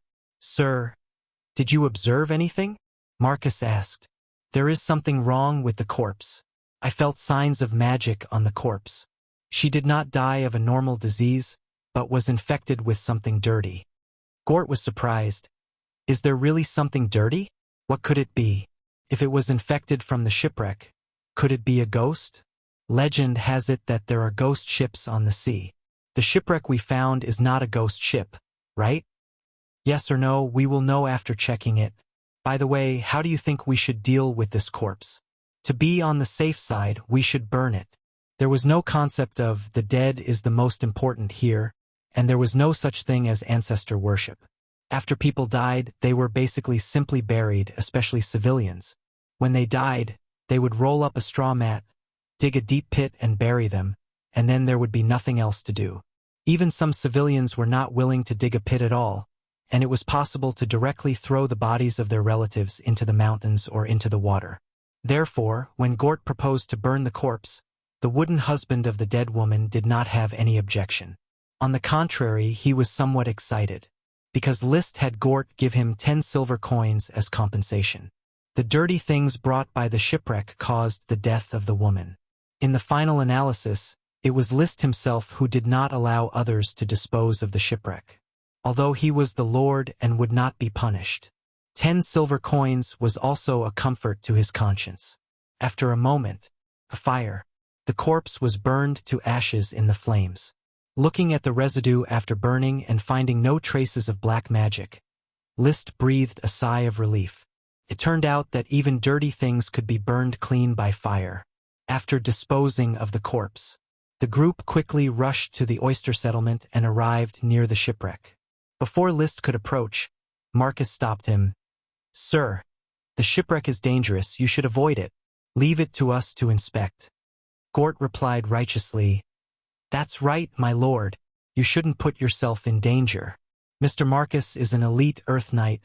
He will definitely be able to deal with the shipwreck." While speaking, he stood beside List, without the slightest intention of approaching the shipwreck. The shipwreck seemed to have been washed away by the heavy rain. The seaweed and other attachments on its surface had been washed away, revealing mottled wooden planks and rusted metal frames. It was not a large ship, much smaller than the Flower. Moreover, it was seriously damaged, and the cabin could basically be seen from the outside. Marcus led the night squad to surround the shipwreck and was about to enter the cabin for inspection. List suddenly said, "Teacher Marcus, there is no need to waste so much effort. There is definitely something wrong with the shipwreck. Just smash it, dismantle it, and inspect it piece by piece to avoid any accidents." He did not intend to keep a shipwreck with dirty things as a tourist attraction. Therefore, violent dismantling was the safest and fastest way. Marcus naturally would not refuse. He immediately took people to split the shipwreck, dismantled the wooden planks and iron frames, and piled them on the beach. During this process, List had been intermittently casting magic eyes. Just as the 2 retainer knight carried a broken piece of dragon bone, List suddenly saw black magic flickering at the fracture of the dragon bone. Magic power usually had a color. For example, fire magic was mostly red, and water magic was mostly blue, especially when it manifested as chi. But it was not absolute. Some magic showed a variety of mixed attributes and would have a variety of strange colors. Some magic showed no attributes and would also have a variety of colors. Even archmages, who had studied magic to a profound realm, could not unravel the essence and mystery of magic. What did black magic represent? Liszt did not understand. But he knew that he had probably found the cause of the shipwreck's problem. Teacher Marcus, carefully examine this dragon bone. I feel traces of magic. After Liszt's reminder, Marcus quickly picked up the dragon bone, touched it with both hands, and carefully observed and felt it. After a moment, Marcus's eyes bloomed as he also felt magic. Sir, there really is a problem. I feel a cold magic. Chapter 120. The keel of a ship was located in the center of the bottom of the ship and was the main load-bearing part from the bow to the stern. After discovering that there was something wrong with this broken keel, it was easy for Marcus to find that the keel was not a complete piece. There were traces of it being pieced together. He then followed the traces and split the keel in half. After splitting the keel, there was a bone embedded in it like a mold. The bone was about a meter long. One end was broken and the other end was the joint. There were dense magic runes engraved on it. What bone is this? There are magic runes on it. It's the work of a magician. This is a magic equipment. The bone is so big. Is it a bone from World of Warcraft? Is there such a big bone in Intermediate World of Warcraft? Could it be a bone from Advanced World of Warcraft? Looking at the bone, Gort and the others began to discuss. Liszt's pupils were as deep as whirlpools. Through the eye of magic, he could see that there was a dense flow of magic in the bone. The magic seemed to want to be released, but it was firmly locked by the magic runes on the bone. Only a few slightly dim magic runes had lost some magic power. At this moment, Marcus wanted to reach out and pull the bone out of the keel, but just as his hand touched the bone, the magic runes on it suddenly lit up one by one. Then, with a clatter, the lit magic runes quickly extinguished. A dark light shot out from the bone and went straight for Marcus's face. Marcus's reaction was fast. He threw the keel in his hand away and rolled on the ground. His posture might not be elegant, but his movements were fast. As he rolled, he pulled out his sword and counterattacked the dark light. Boom! The dark light was successfully blocked. In the air, it suddenly dispersed and formed a faint human figure. It only had the upper body, and the lower body was like a tattered cloth. Its facial features could not be seen clearly, but it seemed to be the shape of a woman. It had full breasts. There was a pair of hands dangling on both sides of the body. The palms were long and slender, and there were actually fingernails made of dim light. The fingernails were at least 10 centimeters long. Protect the Lord, Marcus bellowed. It was the first time that the retainer knight had encountered such a strange scene, so they were somewhat flustered. However, they still quickly formed a circle around Liszt. Each of them pulled out their spears and nervously stared at the human-shaped thing floating in the air. Gort took 2 steps back and gulped. His voice trembled as he asked, "What is this?" Yuhun. Liszt had been looking forward to seeing Spectre. Now that he had seen a real Spectre, he was not nervous at all. Instead, he felt a little excited. He found the world more and more interesting. Not only was there magic and combat aura, not only were there dragons and elves, but there were also all kinds of magical existences. Ghosts had already been proven to be real. Then, would the vampires, werewolves, unicorns, and singing demons that were described in the Knight's novel also exist? There were also giants and gnomes, which had also appeared in the Knight's novel. Did they exist? Even the humanoid elves, which were also called elves but were as highly intelligent as humans, did they exist? Yuhun. Gort screamed, "Is it really a specter? There really are specter. Incredible. Marcus, you can definitely kill the specter, right?" Marcus and the specter were in a tense confrontation. In fact, it was not really a confrontation, because since the specter failed to attack Marcus and appeared, it had been floating in the air, staring blankly and motionless. If it were not for the slight undulation of its body and the faint radiance, it would really look like a slideshow. I can't guarantee that I can kill it. I have never seen a specter. It has no body, just a mass of light. Marcus looked cautious and held the knight's sword with both hands. Liszt, who was protected by the crowd, was still casting magic eyes. He found that the magic in the bone did not seem to have anything to do with the specter. There was not much magic in the specter's body. Because whether it was the magic eyes or the naked eye, the specter he saw was a human half-body composed of dim light and shadow. He quickly recalled all the information about the specter. The specter did not seem to be a ferocious ghost. In the knight's novels, the protagonists all killed a child with a single slash, and there was no more detailed description of the battle. Even in bedtime stories, the specter was only regarded as a rare thing, not a harmful existence. Just when Marcus could not help but get ready to attack the specter. He did not know which light was triggered. Liszt suddenly felt that the specter could live in the dragon bone, which was a bit like the genie in Aladdin's magic lamp.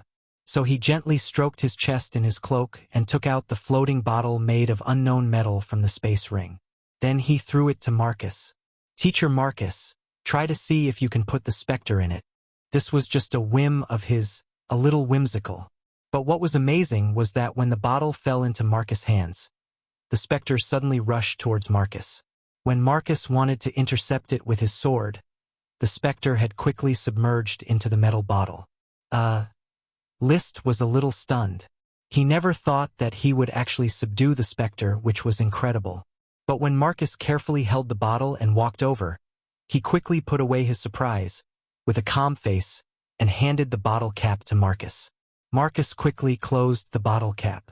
A few magic threads flashed, and the metal bottle and the cap had been merged into one, without any gap. "My lord, your magic bottle." Marcus respectfully handed the bottle over. He could not see through the lord he followed, as if everything was under the other party's control. The ghost of the shipwreck did not encounter any twists and turns. Liszt took back the bottle, put it back under his cloak, avoided the gazes of others, and directly sent the bottle into the gem space. He did not want to be in close contact with the specter, so he sent it to the gem space where everything was still. It would not be too late to study the specter after he had investigated it. But then again, this specter is at least 36D.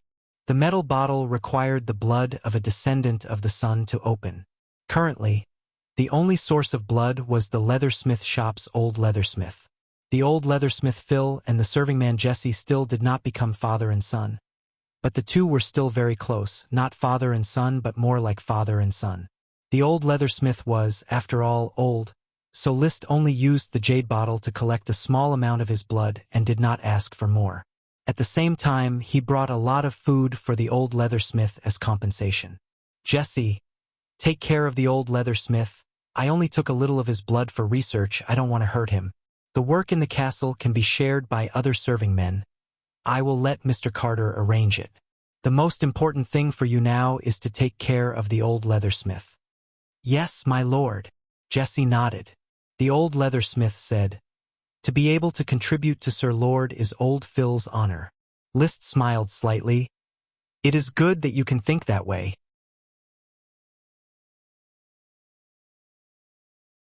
Chapter 121. The shipwreck was settled. The smoke mission was also completed. Mission completed.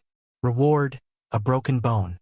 There was no doubt that the reward of this mission was the large bone engraved with magic runes found in the keel. The bone was naturally part of Liszt's collection. Its function was still unclear, but it could be judged that the bone was a magic equipment. It was probably a piece of navigation-related equipment placed in the keel. Subsequently, Captain Costo, who was the most familiar with navigation in Flower Town, answered Liszt's confusion. "Sir Lord, this bone is indeed a magic equipment. It is called Keel Fixer.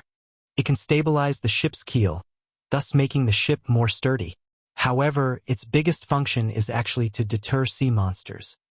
"Keel Fixer? Deter sea monsters?" Costo's tone was fanatical. "Most of the Keel Fixer is made from the bones of high-grade dragons in World of Warcraft. Because it contains dragon bloodline, it can produce a faint dragon might under the stimulation of magic power, thereby scaring away sea monsters, Sir Lord, this keel fixer is tailor-made for the flower. The bones of a high-grade dragon in World of Warcraft. In terms of hierarchy, high-grade dragons in World of Warcraft were even more precious than greater elves. On the islands of the Grand Duchy of Sapphire, there were very few dragons of this level in World of Warcraft. In fact, even high-grade dragons in World of Warcraft were rare in the country. On the Coral Island, there was only one mid-grade World of Warcraft purple sand crocodile. This bone was very precious and had been engraved with magic runes by a wizard. List immediately poured his chi into the keel fixer. The magic runes on it gradually lit up. After a while, it had turned into a sparkling bone staff. A faint, heart-palpitating pressure began to emanate from the bone staff. List had felt this kind of pressure before. It was when he faced the invisible dragon. The dragon might made it difficult for him to operate his chi. However, the dragon might brought by the bone staff was a lot weaker and could not affect his chi operation. This dragon might was amplified by magic runes. After all, dragons in World of Warcraft were not dragons, their bloodline was thin. It's a bit weak. The influence of this dragon might is a bit weak. He's actually not weak, my lord. I'm getting goosebumps all over my body, and I feel like I'm suffocating. Those sea monsters will definitely run as far as they can after sensing the dragon's might, no matter how big or small they are. That was true. The might of a dragon wasn't something that only humans could understand. It was also the natural enemy of World of Warcraft and sea monsters. Sensing the aura of its natural enemy, it was only natural for it to run.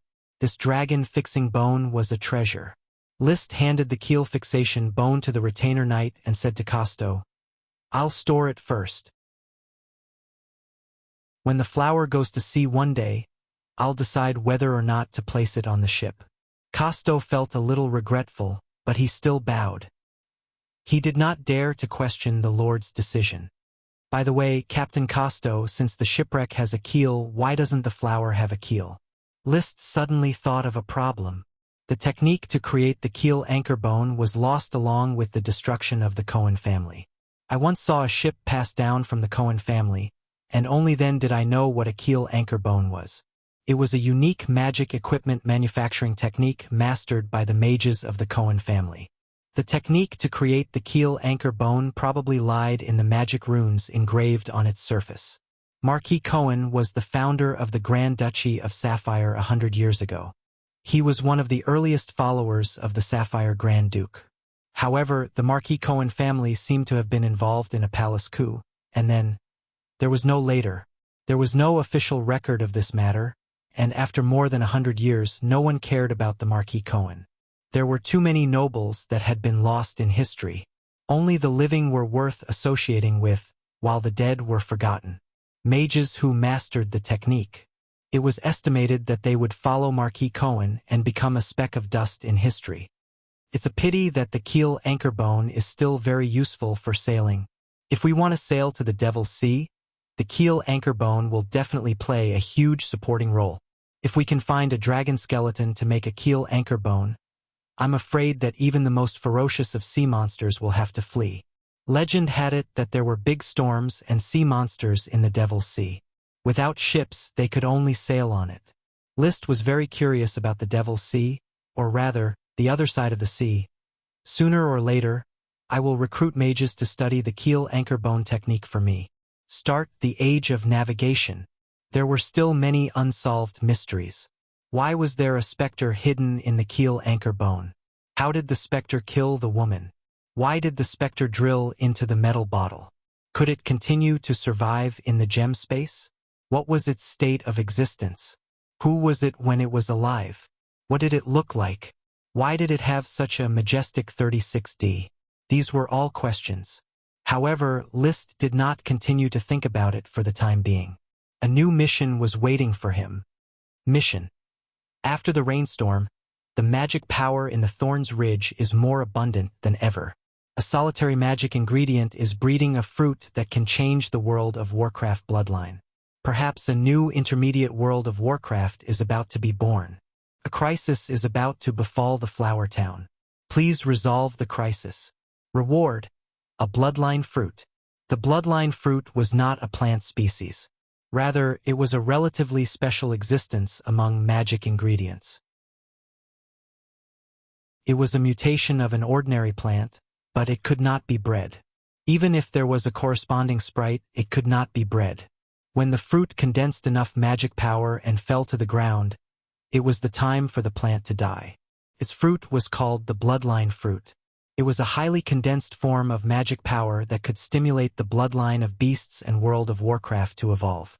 Reportedly, beasts that ate the bloodline fruit could condense magic power and become World of Warcraft. Low-level World of Warcraft that ate the bloodline fruit could evolve into high-level World of Warcraft. The bloodline fruit could not be cultivated and was very precious. Moreover, it could only be found by chance.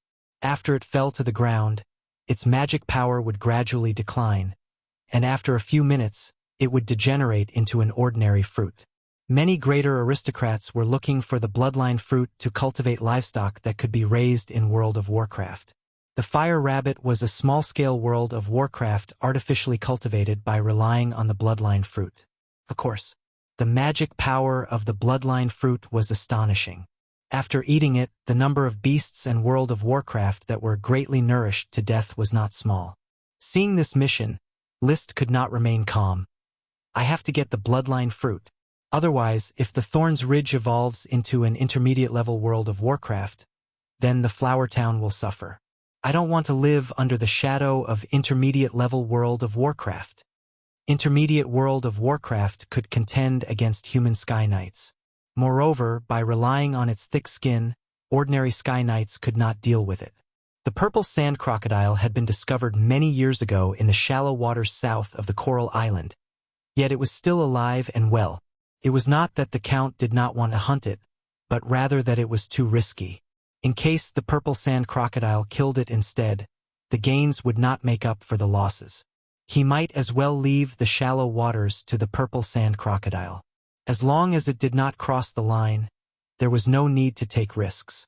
The Count had a large family business and could set aside a place to raise World of Warcraft. List, however, could not. Once the Thorns Ridge evolves into an intermediate-level World of Warcraft, then the Flower Town would not have a moment of peace. Chapter 122. As you wish. Marcus saluted solemnly, his eyes brimming with vigor. A knight needs to be baptized in blood and fire in order to complete an essential transformation. It is time for the members of the Knight Squad to accept the test. A knight was born to fight. This was Marcus's belief. Now, he convinced himself to lie dormant in the Flower Town, waiting for the start of the war to seize aristocratic glory. But this did not mean that his blood had cooled down. Conquering the Thorns Ridge was an established plan that he had always been looking forward to. List was also not idle. After his purse bulged, he began to hoard weapons. Now, he had hoarded a total of 15 sets of knight armor and weapons. A set of knight equipment consisted of a warhorse, a knight spear, a knight sword, a knight round shield, a set of full-body armor, warhorse armor, hammers, flails, and other weapons. The equipment was not required to be of excellent quality, only to be up to the standards of the battlefield. A complete set of equipment would cost as much as 5 gold coins. Hammers and flails were classified as defensive weapons, so there was no need to purchase them. However, a batch of knight spears had to be prepared. On the battlefield, a knight's charge could easily break a knight spear. Generally, a knight had to be equipped with 3 knight spears. A knight was a big spender. Food for training the body, the cost of equipment, the maintenance of equipment, and the rearing of warhorses all cost money. Baron, who had an ordinary fief, could only support a knight squad with all his might. The once barren Flower Town could not support a knight squad. But now, with the daily gold coins earned from the seafood business, List could finally nurture his own knight squad. Sir, I heard that you want to exterminate the Thorns Ridge World of War. Karl Hammerstein is willing to lead the patrol team and join the extermination. After hearing the news, the town's defense officer Karl immediately rushed to the castle. Soon after, Insect Affairs Officer Rome Winebarrel also rushed to the castle. The insect protection team is made up of serfs, and their combat power is almost zero. However, Rome is willing to serve as Sir's retainer and fight for Sir in the Thorns Ridge. Karl and Luomu were also very weak. Liszt was very satisfied with this intention. I am very gratified by your loyalty and courage. However, the affairs of the Flower Town need you to maintain. There is no need to follow me to clean up World of Warcraft of the Thorns Ridge. Just focus on the Flower Town's defense. In case any World of Warcraft escapes into the town, you will need to step forward. As you wish. Defend the Flower Town to the death. After that, Gort, Blair, and Isaiah all came to show their loyalty and request to go to the battlefield. Liszt also encouraged them. If they really let this group of trash go to the battlefield, they would either be a help or a hindrance. With the urgency of the mission, Liszt had already made preparations. When the sky was clear and the road was still muddy, he was ready to set off. Served by Thomas, he put on a black World of Warcraft leather armor and equipped the gem weapon Red Blood Sword, and then walked out of the castle. His leather boots stepped on the horse farm's alfalfa that still had a little water.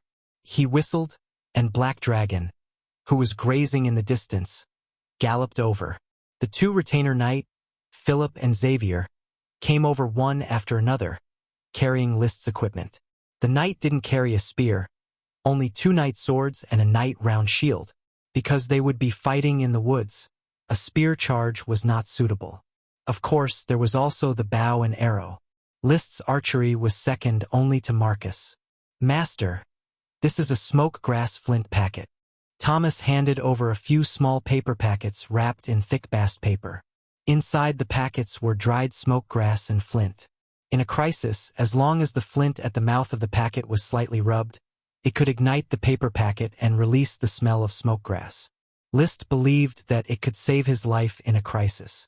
Resolving the crisis that might arise in the Thorns Ridge was no doubt important, but saving his life was even more important.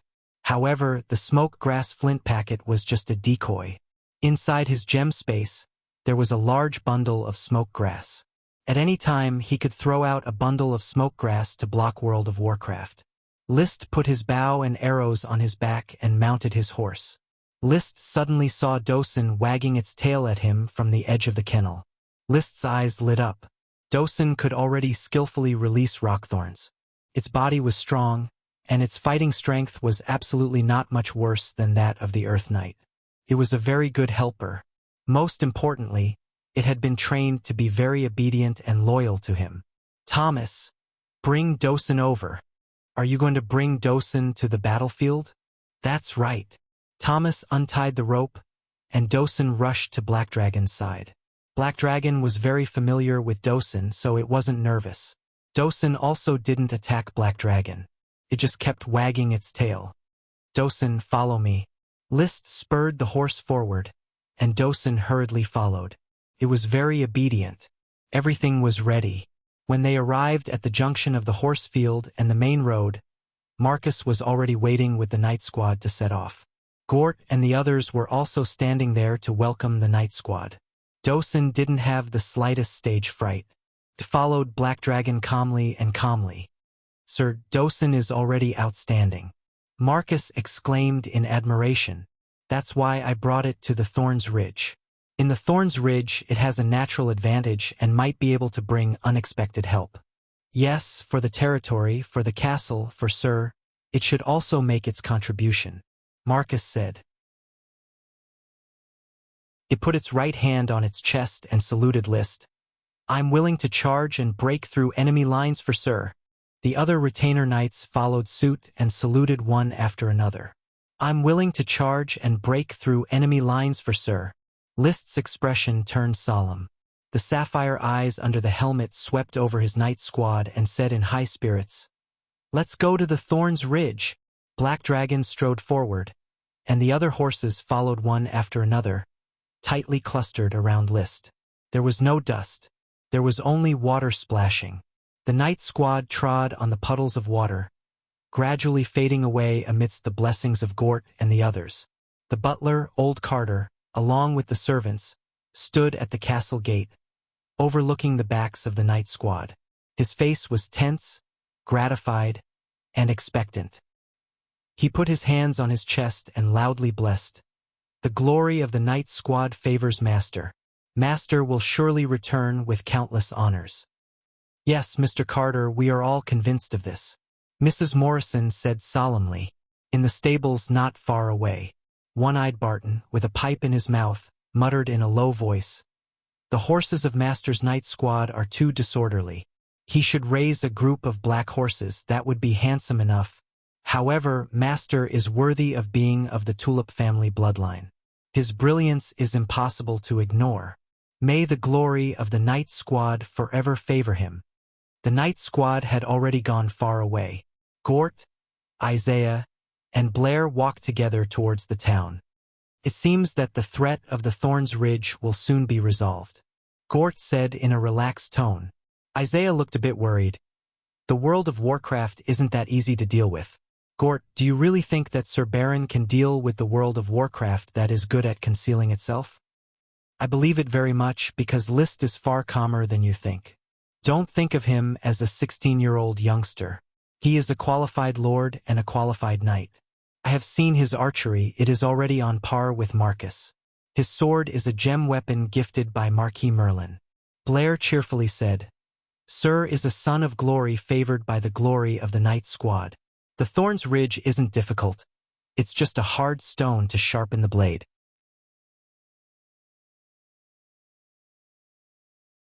Chapter 123.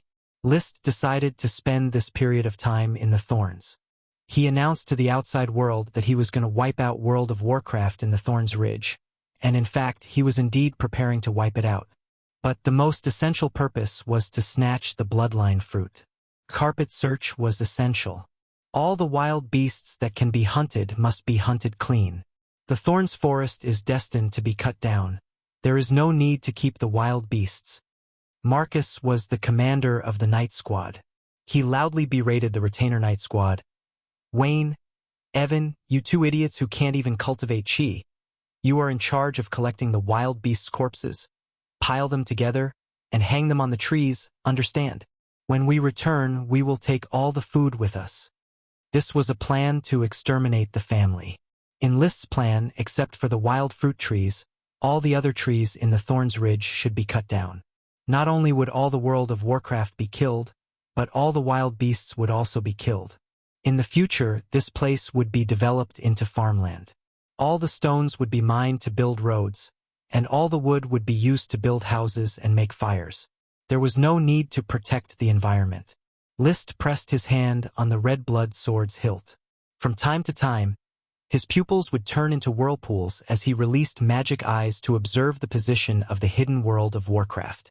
This was his greatest reliance in wiping out World of Warcraft in the Thorns Ridge. Although Marcus didn't know that List had a mysterious chi secret skill like magic eyes, he vaguely guessed that List had the ability to see through magic. As a lord from the Tulip family, it was normal for him to have some secret methods. Therefore, he was also full of confidence. Dosen was probably the most fearless. It was his first time coming to the Thorns Ridge, so the dog was trembling with excitement, jumping back and forth with great joy. Dosen, quiet! List softly called out. In the field of vision of magic eyes. Dosen's chi was yellow, Marcus's was cyan, and the other Retainer Knight squad members were blurry ash-gray chi, which had yet to reveal their chi attributes. Rustle, rustle, rustle. A hare jumped out of the bushes. Marcus didn't move. A Retainer Knight who had cultivated chi suddenly spurred his horse forward and lightly stabbed with his sword, killing the hare. His movements were smooth. With the help of his chi and the constant training of the night course, the young squire, who was only 12 years old, was already very agile, far surpassing an adult. The long sword shook, and the wild rabbit's corpse was thrown to the back of the group. Wayne, who had yet to cultivate his fighting energy, hurriedly caught the wild rabbit's carcass. He took out a rope and tied the wild rabbit's legs before throwing it behind the horse. There were already several small animal carcasses hanging behind the horse, the largest of which was a roe deer. Just like that, the night party pushed forward for the entire morning. They did not encounter a single World of Warcraft, but they killed a large number of wild beasts. When there were a certain number of them, They would tie the carcasses together and hang them on the trees. This would prevent most of the wild beasts from stealing the carcasses. There was no lack of food in the town. Some of these wild beasts would be pickled and smoked to be stored in the castle. Some would be distributed to subordinates and their families to win over the hearts of the people. The rest that couldn't be eaten would be sold in the seafood store. The seafood store was the castle's industry, designed to provide seafood for the subjects. Liszt had already determined the price of the wild beasts, which was only a bit more expensive than black bread. This way, the town's residents could taste the wild beasts of the Thorns Ridge, could be considered as a gift from the Lord. Liszt was a good person, he always thought so. The subjects also thought so. There had never been a lord who gave such preferential treatment to his serfs. Lunch was to roast the wild beasts in the Thorns Ridge. The retainer knight brought seasonings for the food. After cleaning the meat, they sprinkled seasonings, skewered it on a stick, and roasted it on the spot. The flames quickly roasted the wild beasts until they were tender on the inside and charred on the outside. The aroma spread, stirring people's appetites. It also successfully attracted the nearby wild beasts, which then became the retainer knight's practice targets. In this morning, the retainer knight's swordsmanship rose rapidly. Their combat experience allowed them to grow rapidly, no longer panicking and no longer panicking. It will take about 3 days to thoroughly search the Thorns Ridge in the south. It is inevitable that some will slip through the net. Since they cannot find food in the forest, they are likely to flee to the flower town. Marcus ate the roasted meat while analyzing the consequences of the battle. Liszt didn't let the retainer knight help him roast the meat. He roasted a roe deer leg himself. Using a dagger, he cut open the meat, sprinkled seasonings, and brushed several layers of oil. The skin was roasted until it was golden brown, and the oil and seasonings seeped into the meat. This craftsmanship, which he had tested a few times in the castle, was very good. Aristocrats didn't enter the kitchen, but in the wilderness, it was very common for them to roast meat by themselves. After all, roasting meat was an elegant pleasure. Before setting off, I had already instructed Teacher Gort that the fief's residents, unless necessary, should not rashly go out in the near future. Even if they go out to work, they should go in groups.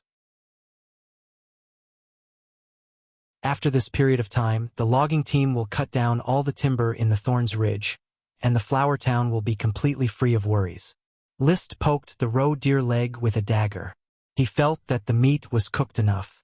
He blew on the golden skin and took a light bite. As if biting a crispy biscuit, the skin was already crispy. The meat was also cooked and could be easily torn apart. The aroma, accompanied by the scalding heat, blossomed on the tongue. It was so hot that Liszt wanted to spit it out, yet he was reluctant to do so. It was too fragrant. Liszt ate the meat while exhaling. Delicious. In his heart, he praised himself fiercely. Halfway through eating the roe deer leg, he remembered that he should observe the surroundings to see if there were any World of Warcraft lurking around. As soon as he released magic eyes, he suddenly discovered that there was a flying dust dog formed of yellow magic power in front of the bonfire. If it wasn't for Dosen snuggling up to his leg, he would have thought that it was Dosen. Teacher Marcus, do you see the thick tree trunk in front of the left? He calmly reminded Marcus. He put down the roe deer leg in his hand and touched the bow and arrow on his back. Marcus raised his eyebrows. I see it. Is there a situation, sir? There is a World of Warcraft hidden in the grass on the left side of the tree trunk. Could be a windblade wolf or a flying dust dog. Liszt did not immediately determine what World of Warcraft it was. Marcus nodded. His expression was solemn.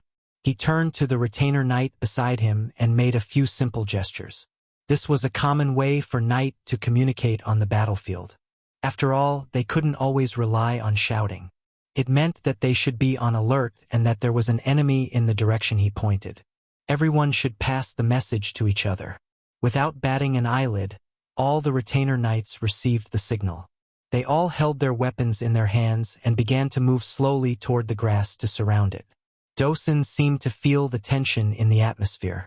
It stood up in a flash, its fur a little stiff. Liszt softly comforted it. Don't move, Dosen. Listen to my command. Dosun restrained its impulsive momentum. Its pair of dog eyes turned around and its nose began to sniff the air. It was busy smelling the barbecue before. The inescapable net had been set. List and Marcus looked at each other. They each raised their bows and arrows, loaded 2 arrows on the bowstrings, and aimed at the grass. Then they shouted, "Release!" The 2 instantly let go of the arrows in their hands. For arrows shot into the grass from different directions. Marcus didn't know the position of World of Warcraft, so his arrows were slightly off. However, List's arrows were very accurate. They were aimed at World of Warcraft's head. Poochie. Not surprisingly, only List's arrows. One of them hit World of Warcraft's back. At the critical moment, World of Warcraft reacted very quickly and twisted its body to avoid the dangerous attack. With this movement, World of Warcraft had already jumped out of the grass. The arrow on its back didn't go too deep. It directly pounced on the nearest retainer knight. It still dared to fight back. "It's a flying dust dog." Marcus once again raised his bow and shot at the position of the flying dust dog, saving the retainer knight's life.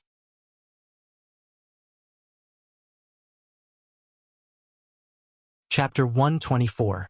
Flying Dust Dog, King of Thorns Ridge, powerful low-level World of Warcraft. It was likely to be related to Dosun by blood.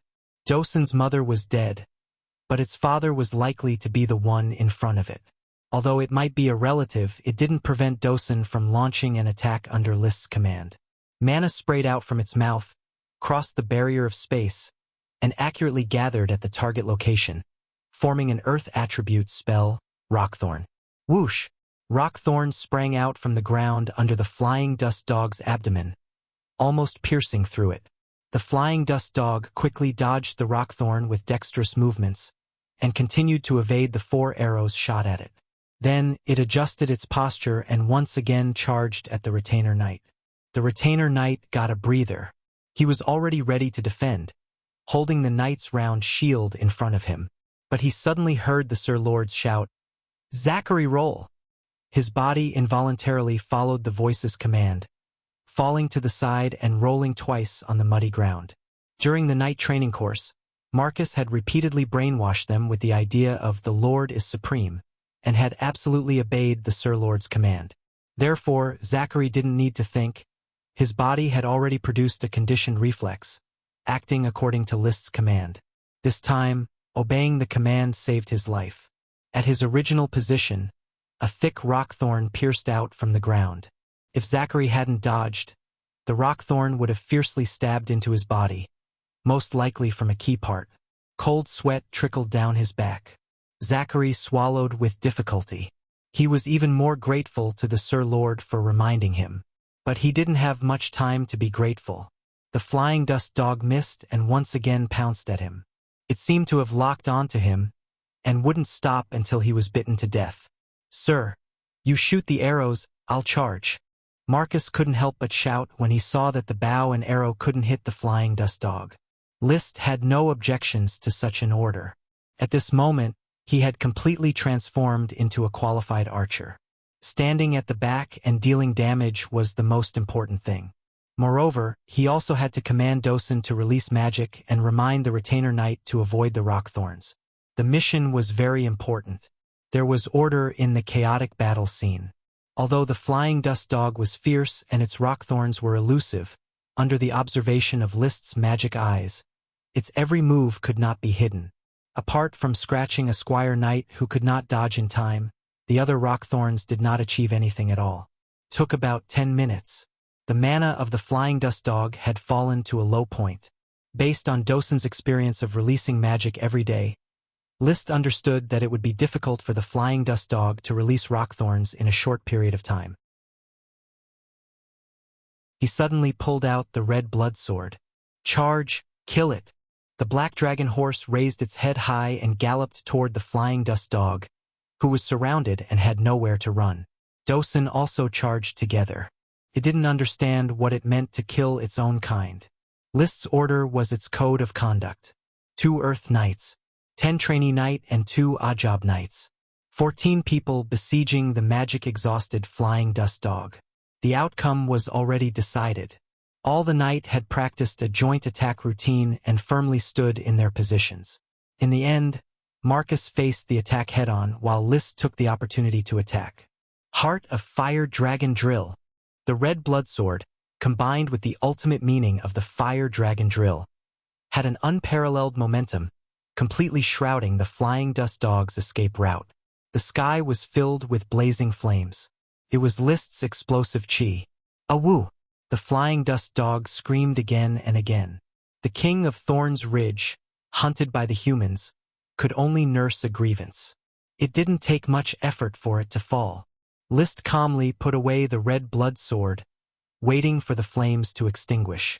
He wanted to see the miserable end of the World of Warcraft that he had killed with his own hands. But just when everyone was somewhat relaxed, the flames were about to disperse, when a charred shadow fiercely scuttled out and rushed out of the loose encirclement. Impressively, it was the flying dust dog that should have been killed by List's big move. It was already riddled with scars and even emitted a faint smell of barbecued meat. Yet it still had the ability to run. Pursue! The fat meat that was already in his mouth had escaped. How could List bear it? The night squad didn't bother to clean up the barbecue stall and chased after it. Dosen took the lead and chased after the charred flying dust dog. Sir, be careful. We might encounter other World of Warcraft. Marcus was in a gloomy mood. I didn't expect a flying dust dog to be so difficult to deal with, feigning death and escaping. It was also my carelessness. Before confirming World of Warcraft's death, I can't relax at all. They are very cunning. World of Warcraft is indeed cunning. But it won't survive. Its body is almost burnt. List's momentum was still high, not much affected. On the battlefield, he was indeed greedy for life and afraid of death, habitually hiding in the back. But once he decided on something, he would do his best to complete it. Since he said he wanted to kill the flying dust dog, he absolutely wouldn't let it have any chance to breathe. With magic eyes, he could already see the timing of World of Warcraft's magic release, which meant that the World of Warcraft he was facing had no fatal magic. World of Warcraft without magic was no different from a beast. Thorn's Forest, List could go anywhere. A moment later, the running flying dust dog finally stopped. It stopped in front of a plant, panting heavily, its charred wounds bleeding everywhere. It turned its head to look at the charging Dosen and the large group of knight behind him, and seemed to have made a decision. Its gaze moved to the golden fist-sized fruit on the plant's branch. It leaped and was about to eat the golden fruit. However, a sharp sound came from behind, and the next moment, the flying dust dog felt its body being carried by a force, abruptly jumping half a meter forward. The dog's mouth brushed past the golden fruit, and after falling to the ground, pain spread throughout its body, and it could no longer hold on. It was dead. Not far behind, List put down his bow and let out a sigh of relief. Good beast, it can really run. Fortunately, I arrived in time. Magic Eyes had already discovered the fruit condensed from magic. The bloodline fruit was obviously not ripe, and if it was eaten by the flying dust dog now, it would be a waste. Dosen squatted next to the corpse of the flying dust dog, its pair of dog eyes staring at the golden fruit, saliva dripping down like a waterfall. It also felt the attraction of the bloodline fruit. Dosen, shut up! List scolded, calling back Dosen, who was looking at the bloodline fruit. Woof woof! Dosen immediately wagged its tail at List, constantly looking at the golden fruit, obviously fawning over List, hoping to eat the bloodline fruit. Don't be impatient. It is not ripe yet. List dismounted, glanced around, and after confirming that there were no other World of Warcraft, he shifted his gaze to the bloodline fruit. It was an unknown plant, probably some kind of fern. It only bore a golden bloodline fruit, which seemed a bit out of place. The fruit was very beautiful, round and plump, and in addition to the brilliant golden color, there was a little crystal texture under the skin. There was no fragrance, and there were no signs of magic being emitted, but in the vision of Magic Eyes, it contained a thick amount of magic. It was almost solidified.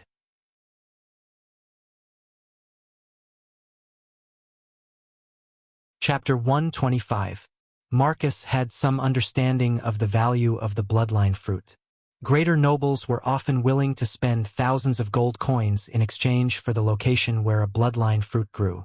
If it wasn't for the risk of failure, the bloodline fruit's value might have been calculated in dragon coins. He was both excited and glad.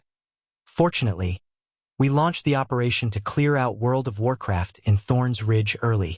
Otherwise, once the bloodline fruit matured, the flying dust dog might have broken through further, making it even harder to hunt. It was for this reason that List wanted to clear out the Thorn's Ridge ahead of time. He reached out to touch the bloodline fruit, but it was a pity that humans couldn't eat it.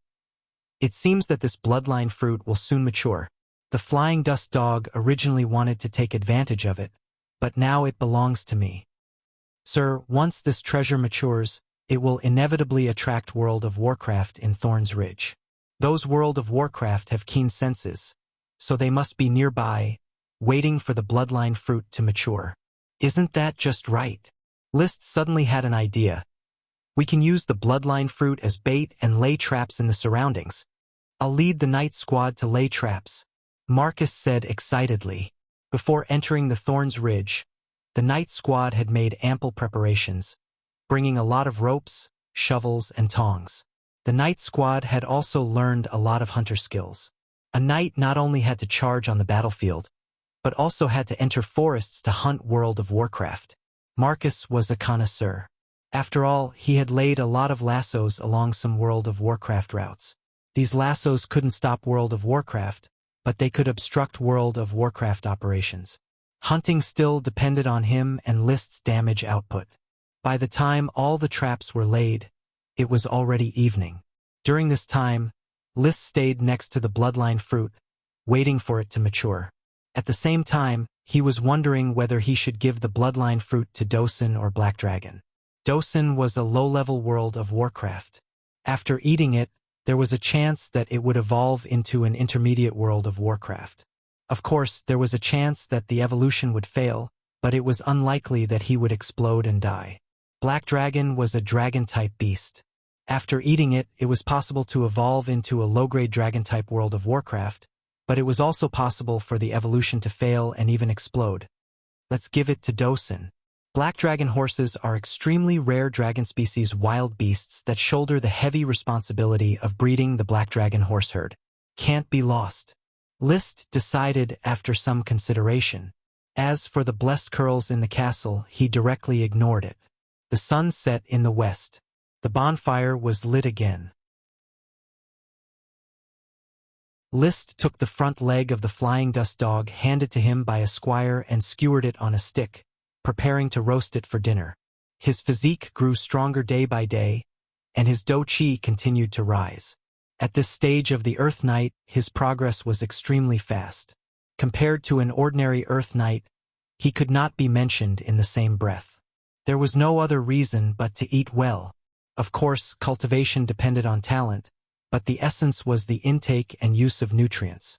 If he ate World of Warcraft meat every day, then perhaps even a pig could be piled up into a magic pig.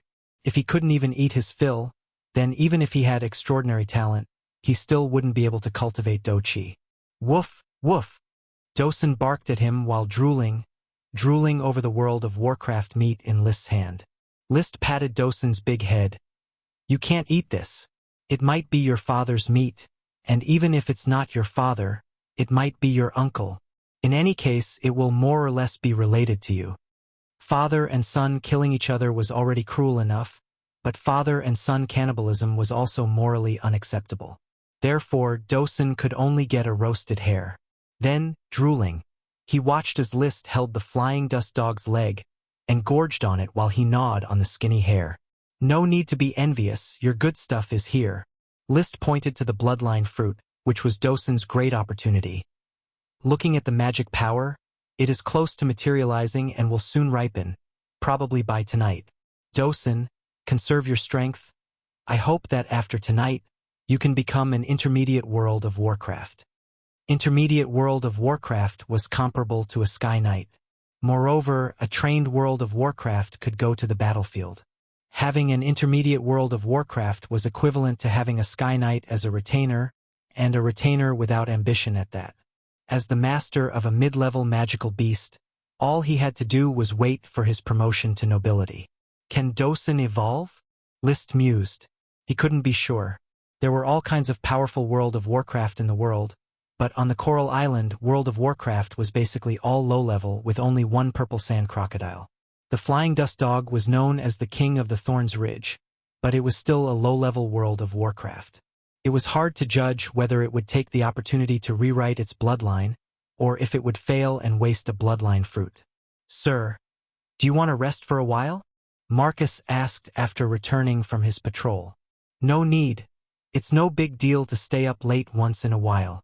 Time passed. The night gradually deepened. Apart from the crackling of the bonfire from time to time, the entire Thorns Ridge was only left with the sound of the wind, unknown insects, and the occasional cries of small animals. Dosen was already lying at List's feet, snoring evenly. List leaned against a tree trunk, still in high spirits as he stared at the bloodline fruit. After a long time, List's eyes suddenly flashed with vigor, his spirits roused. "It's about to ripen. I can feel that the magic power is about to escape from the bloodline fruit. It has reached the critical point." He kicked Dosen to wake Dosen up. He then shouted to Marcus, "Teacher Marcus, the bloodline fruit is about to ripen. Tell the knight to be alert and deal with the possible World of Warcraft." "Is it about to ripen?" Marcus looked serious and quickly informed the knight squad to get ready. At this time, the bloodline fruit suddenly fell, and an oppressive fragrance quickly spread. It ripened. List quickly picked up the bloodline fruit and gave it to Dosen. "Eat it, Dosen, eat it." The bloodline fruit only existed for a few minutes, and wasting even a moment would cause a part of the magic power to dissipate, greatly reducing the effect. Dosen understood that this was a good thing. The dog opened its mouth and swallowed the bloodline fruit in one gulp.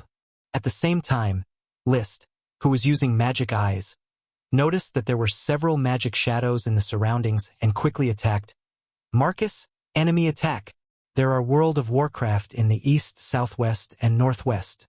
Crack, crack. The traps were the first to play a role, entangling two World of Warcraft. Marcus took the lead and rushed to a World of Warcraft in the east. This World of Warcraft was not unfamiliar. It was a Flying Dust Dog. It turned out that Dosen wasn't the only Flying Dust Dog in the Thorns Ridge. For a moment, wind attribute chi surged out, and the Flying Dust Dog, whose hind legs were tied by a rope, was hit before it could display its abilities. It immediately released rock thorns to counterattack, forcing Marcus to dodge nervously, unable to kill the Flying Dust Dog for a while. The World of Warcraft in the southwest was also roped. Several retainer knight roared and attacked. List pulled out the red blood sword and glanced at the World of Warcraft in the shape of a wild boar. In the Thorns Ridge, there was only one World of Warcraft in the shape of a wild boar. It was the Thundertusk boar that had attacked the Flower Town in the winter. This was a World of Warcraft of lightning. Its teeth could release the lightning magic, Thunderbolt Flash. Crack! The Thundertusk boar released Thunderbolt Flash without hesitation, lighting up the woods. Retreat. Approach. Raise the shield. Stab the sword. Release your chi. List issued 5 commands in one breath. The retainer knight retreated reflexively and gathered together. At the same time, they raised their shields and stabbed their swords into the ground, releasing their chi and attaching it to the knight's round shield. Boom! Like a whip, the lightning struck the knight's round shield, sending 2 retainer knight flying. Ah! Ah!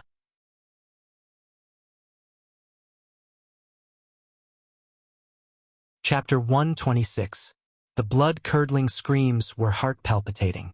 But the 2 retainer knight could still struggle to get up after falling to the ground. Clearly, they weren't seriously injured.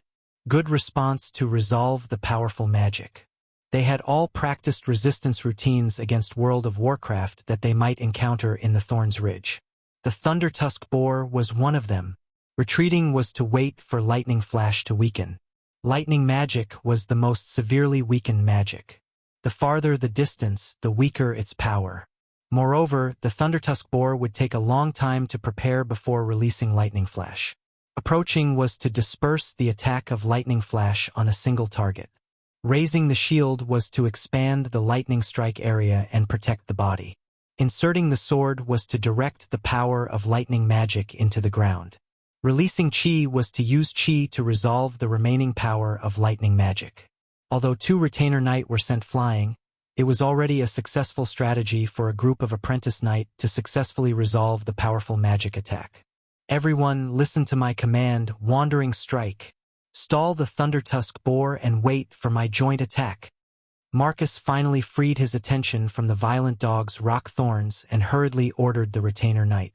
He was the commander of the battlefield and needed to coordinate the entire situation. Sir, there is another world of Warcraft. Leave this one to me. List's voice was cold. He had magic eyes and was far safer than the others. It's just a snake world of Warcraft. The red blood sword was attached with fire-attributed chi and slowly ignited. He had already rushed towards the snake world of Warcraft in the northwest. There was no record of a snake world of Warcraft in the Thorns Ridge. But regardless of whether there was a record or not, List had to face the snake. Dosen could no longer be counted on. After eating the bloodline fruit, it slumped to the ground and seemed to have fallen into a deep sleep. Fire Dragon Pierce. With magic eyes locked onto the opponent, List didn't hesitate to attack.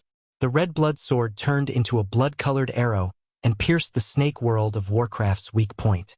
The weak point was clearly where the magic converged, which was clearly seen by his magic eyes. If you want to hit a snake, hit it where it hurts the most. This was the weakest point of snakes. If you hit it, it would definitely die. The snake world of Warcraft clearly felt that it was in mortal danger. Its short, thick body twisted and dodged the attack while spitting out mana. List jumped up and dodged the attack. A pitch-black whirlpool formed at the spot he jumped from, rapidly corroding the withered grass and fallen leaves on the ground into dregs. Black demonic vortex. It's a shadow snake. He quickly identified the snake he was hunting in World of Warcraft. It was a shadow snake. Shadow Serpent was a dark-type World of Warcraft. They mostly lived in swamps and dark, damp woodlands, and could release the black magic vortex. Darkness-attributed mana itself had a corrosive effect. Once hit by the black magic vortex, it would instantly corrode a person's body. It was a vicious World of Warcraft, but the body was weak. If it was Marcus, the shadow snake might have already broken his legs and devoured him. However, it met List, who could easily dodge the magic. The only problem left was how to kill it. Heart of Fire Dragon Drill. The first move was an ultimate skill. A sky full of fire rained down on the shadow snake, causing it to curl up into a ball and not even have the chance to release magic. Even a lion would use its full strength to catch a rabbit. List never knew what it meant to conserve his strength. His style was either to attack from the back or blindly attack from the front. Poochie. The flames ignited the shadow snake's skin. The pain caused by the burning caused the shadow snake to continuously roll around, trying to extinguish the flames. Perhaps the temperature of the flames interfered with the shadow snake's judgment, but it actually randomly released magic. In a small area, it released 3 black magic vortexes, but they were all far away from List. Facing such a stubborn shadow snake, List smiled in relief. He raised the red blood sword high up, aimed at the snake's weak point, and slashed down. Crack! With one slash, the shadow snake was cut in half. The lower half twisted frantically, while the upper half remained motionless. However, the snake's mouth was still opening and closing. The magic could not be released. All that was left for it was death. Phew! List spat out a mouthful of turbid air, and there was a moment of absent-mindedness. Not long ago he was still a good-for-nothing, but now he could easily kill a World of Warcraft. The Shadow Snake was not very strong, but it was still a low-level World of Warcraft, and its strength was comparable to an Earth Knight. But in front of him, it could only be beaten. In less than 10 moves, it was cut in 2. So I am already so strong, comparable to an elite Earth Knight. Although the magic eyes could see through the real situation, and the red blood sword increased its power, it was enough to prove that List had become stronger. The next moment, regardless of whether the shadow snake was still twisting in half, he carried the red blood sword, mounted the horse, and went straight to the Thundertusk boar. Some World of Warcraft needed to be fought on foot, while some World of Warcraft was suitable for riding. The Thundertusk boar was huge and had thick skin, so it needed to be hunted with the help of the horse. Charge! The man and horse became one, and chi gushed out. The red blood sword cut through the air, making a sharp, vibrating sound. When he rushed into the battlefield, the Thundertusk boar was just about to release magic, but it was knocked away by List's prairie fire slash. Blood spilled on the spot and the magic was suppressed. However, the Thundertusk boar had thick skin and flesh, so it was not a big deal. It got up and charged at List again. But it only ran 2 steps and its body was knocked away again. It was Marcus, who had taken care of the flying dust dog, who charged at List.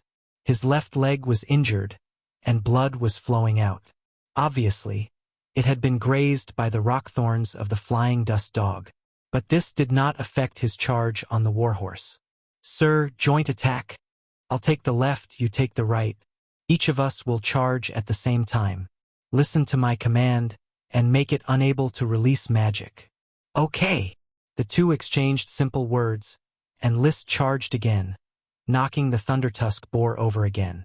Without waiting for the Thundertusk boar to get up, Marcus charged again, knocking the Thundertusk boar to the ground again. The 2 elite Earth Knights, you take 1 round, I take 1 round. As their cooperation became more and more skillful, the Thundertusk boar no longer had the chance to get up, nor could it release Thunderbolt Flash. It could only roar in frustration, and the wounds on its body increased. Soon, it was dyed red by its own blood, and then black by the mud on the ground. The exhausted retainer knight, who had been tossed around by the Thundertusk boar, lit torches and surrounded the battlefield, preventing the Thundertusk boar from escaping. Seeing the 2 Earth Knights toying with the Thundertusk boar, their blood surged, and they wished they could personally go on the field and ravage World of Warcraft. They charged back and forth a dozen times.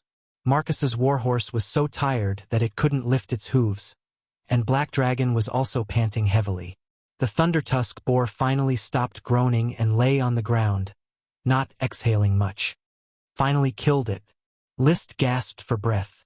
The Thundertusk boar wasn't much of a threat to the Earth Knight. It moved clumsily, released magic slowly, and was easy to dodge. However, its hide was too thick, and List could only rely on soft tactics to exhaust it to death. Marcus's complexion was pale, and his left leg was bleeding a lot, injuring his vitality. But he still roared at the first moment. Everyone, don't just stand there. Quickly clean up the battlefield, we are leaving. After saying that, he dismounted and prepared to bandage his wounds.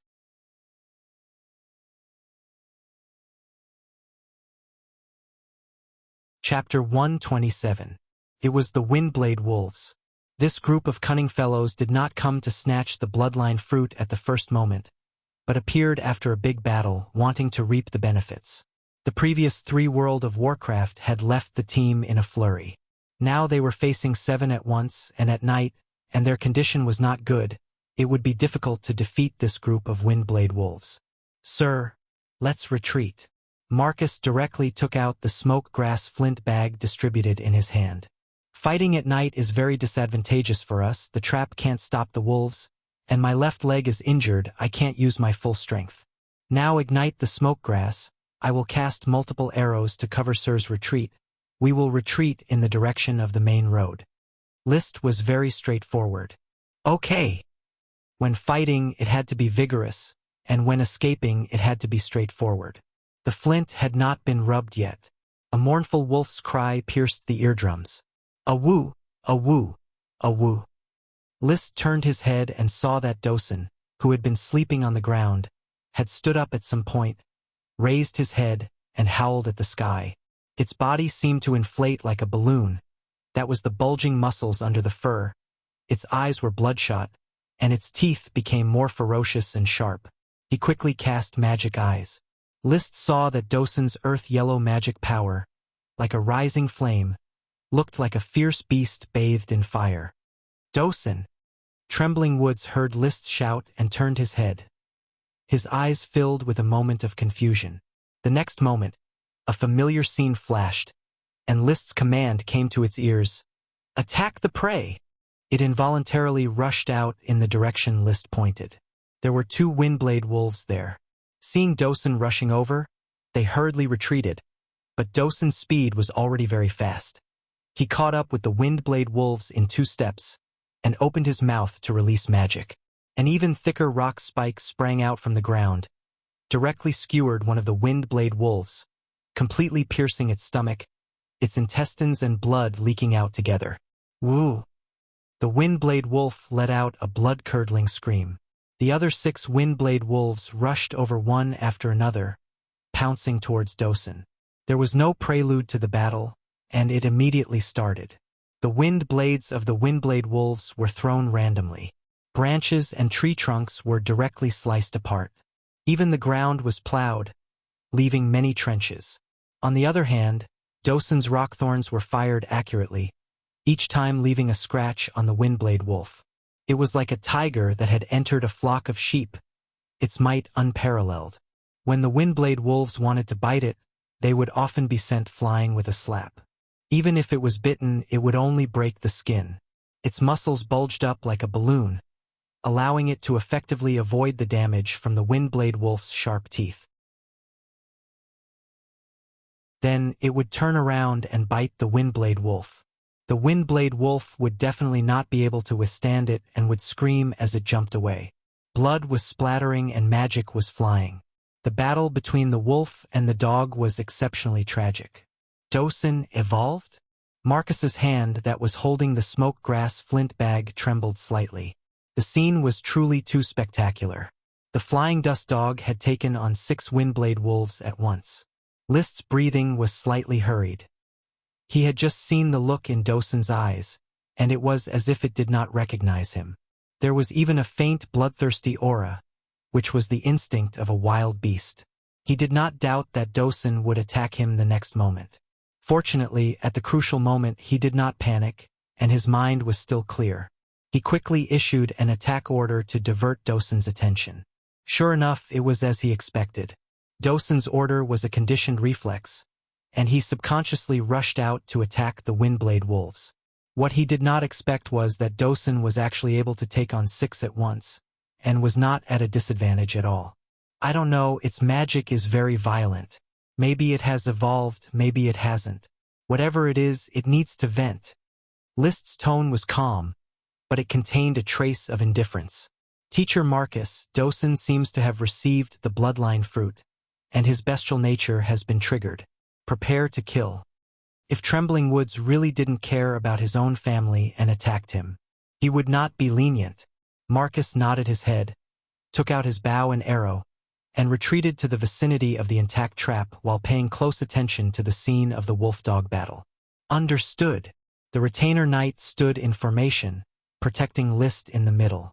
They waited quietly. The battle did not last long. The incomparably violent Dosen found an opportunity to kill a Windblade wolf with a rock spike, breaking the wolf pack's encirclement, and then began his path of slaughter. It suddenly grabbed a Windblade wolf, and before it could twist its body to escape, another rock spike emerged and pierced through it. It knew how to use magic far better than the Windblade wolf. Rockspike was originally a magic suitable for sneak attacks, and it had been trained by List for a long time. One by one, the Windblade wolf was cruelly stabbed to death, and the violent aura on its body gradually calmed down. When it was preparing to kill the last Windblade wolf, its magic was unexpectedly exhausted, and it could not release Rockspike. It watched helplessly as the Windblade wolf escaped, and fled into the distance without looking back. For a moment, it panted heavily, and forgot to pursue. But the next moment, for sharp arrows flew out, nailing the heavily injured Windblade wolf to the ground. It was List and Marcus who attacked at the same time and picked up a loophole. After shooting the escaping Windblade wolf, the two once again knocked their arrows and aimed at Dosen. They did not shoot. List gently called out to the panting Dosen, "Dosen, sit down." Dosen was stunned, and its bloodthirsty eyes flickered, as if it did not understand List's command, and did not recognize who List was. It just panted, staring at List and the others, and did not move. List maintained his shooting posture. He had mixed feelings in his heart. He had been tamed for half a year, and even if he was not raised as a pet, he had still developed feelings for him. He did not want to become strangers like this and then kill Dosun with his own hands.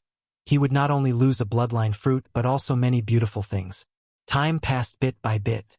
List's mood also became gloomy little by little. However, at this moment Trembling Woods slowly sat down and barked at him twice. In an instant, his mood suddenly lightened up. List laughed and waved his hand. "Dosun, come back!" Trembling Woods immediately wagged its tail and ran towards him with a limp. List dismounted and stroked Dosun's fur. Dosun cooperated and licked the palm of List's hand. The bloodthirsty scarlet in its eyes had already receded, and it had regained its former spirited look. Marcus revealed a smile, turned around and shouted, "Clean up the battlefield. Clean up the prey. Let's go back." The retainer knight was relieved from their tense mood. They laughed as they picked up the World of Warcraft corpses, wrapped them up, and hung them on their horses. After this battle, there might not be a single World of Warcraft left in the southern Thorns Ridge. The Thorns Ridge had been separated by the main road, and a fence had been built, completely separating the northern and southern parts. "How's the leg injury?" List asked. Marcus replied while bandaging the wound. "It's just a superficial wound. No bone injury." "Sir, did Dosun evolve into an intermediate World of Warcraft?"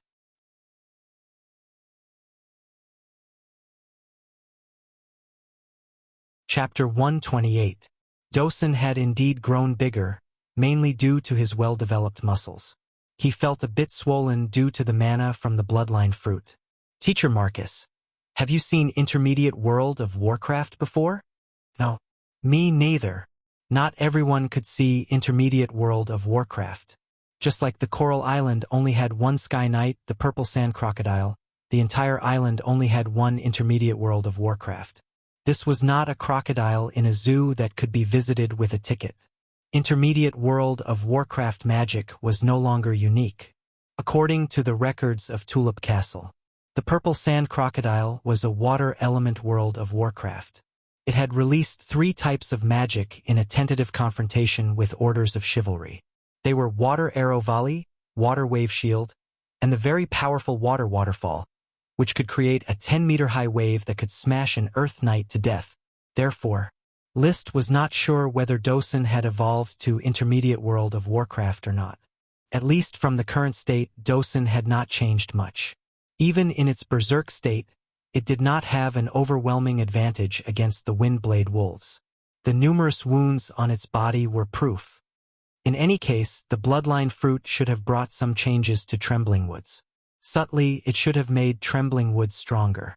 List comforted himself. The Night Squad had been tidying up the World of Warcraft corpses for a long time. The main reason was that the Thundertusk boar was too big. It was estimated to be the weight of an adult hippopotamus, which was close to 3 tons. No matter how strong a horse was, it could not carry the Thundertusk boar. There were also 2 flying dust dogs, 7 Windblade wolves, and a shadow snake. Today's harvest was huge. Send some of the World of Warcraft corpses back first, then bring the caravan's carriages over. There are still a lot of beast corpses in this thorn forest, Marcus said after some thought. List did not have any objections. He was too lazy to think about such trivial matters. Now he just wanted to go back to the castle, take a bath, and sleep. On the way back, he summoned the smoke mission. Mission completed. Reward: 1 bloodline fruit. Mission: you have launched an attack and are determined to clear the Thorns Ridge and create a new peaceful environment for the Flower Town. Therefore, complete the massacre of all World of Warcraft in the Thorns Ridge in one go. Reward: traces of the Black Dragon horses. The new mission made List feel refreshed. The reward turned out to be the trail of the Black Dragon horse herd. He had always wondered if the Black Dragon horse was alone. Logically speaking, there shouldn't be any horses on the island, but who could guarantee that there wouldn't be a herd of horses? After all, This was a world full of magic. He didn't expect the smoke mission to give him a clue. There were indeed black dragon horses. This was a dragon stallion, its value was self-evident. Originally, after clearing the Southern Thorns Ridge and finding the bloodline fruit, I planned to take a break. Now it seems that I can't rest. I have to finish the cleanup work in one go and welcome my black dragon horses. The moon had already set. The sky was full of twinkling stars. Under the illumination of the stars, List and his night squad returned to the castle with a bountiful harvest. The castle's lanterns were lit. The butler, old Carter, had been waiting. He didn't know when the castle's master would return. According to List's instructions before leaving, if he didn't return at night, then there was no need to wait. But he still got up from time to time and went to the window to take a look outside. Then he saw the torches. The Lord has returned. Carter felt inexplicably relieved. He hurriedly put on his clothes and knocked on Mrs. Morrison's door. "Mrs. Morrison, the Lord has returned. Summon the maids to prepare the Lord's bath water. Have the kitchen quickly prepare the supper. The procession has already set foot on Dawson Avenue." "Okay, Mr. Carter, I will get up," Mrs. Morrison replied. Carter quickly summoned the serving men one by one and then continuously lit the lanterns, awakening the entire castle from the darkness. The Lord liked the light. He always said not to be afraid of wasting candles. Now that he had money, the castle quickly lit up with lanterns. This made the returning master on horseback feel especially good. List couldn't help but recall a song, "Stars Light Up My Home. Let the Lost Child Find the Way." Feeling that it didn't quite fit the occasion, he recalled another poem, "My dead horse's hooves are beautiful mistakes. I'm not a returnee, I'm a passerby fine." It didn't quite fit the occasion. For a moment, he couldn't find the right words to describe his current mood. In short, he was very excited. When he arrived at the castle gate, the servants were already lined up to greet him. "The night is blessed by the glory. My lord, seeing you return safely, my heart is finally at ease. No need to worry, Mr. Carter. I just went into the forest to hunt and didn't encounter any danger." List smiled and said faintly, "Tom, take my retainer knight and drive the caravan's carriages out. Later, we will go to the Thorns Ridge and bring back all the prey we hunted. You will be very busy tonight." "Yes, Lord, I will go," Tom responded. Carter looked at the night squad carrying the prey's corpses and understood that it would be a sleepless night. "It is our honor to serve, Lord. Has Mrs. Abby prepared supper?" "The kitchen has already started working. I had Mrs. Abby prepare portions for the entire night squad." "Very good. When we return, we must drink to our heart's content and celebrate today's bountiful harvest." List did not dismount. "Thomas, bring Dawson over. It is injured, bandage it."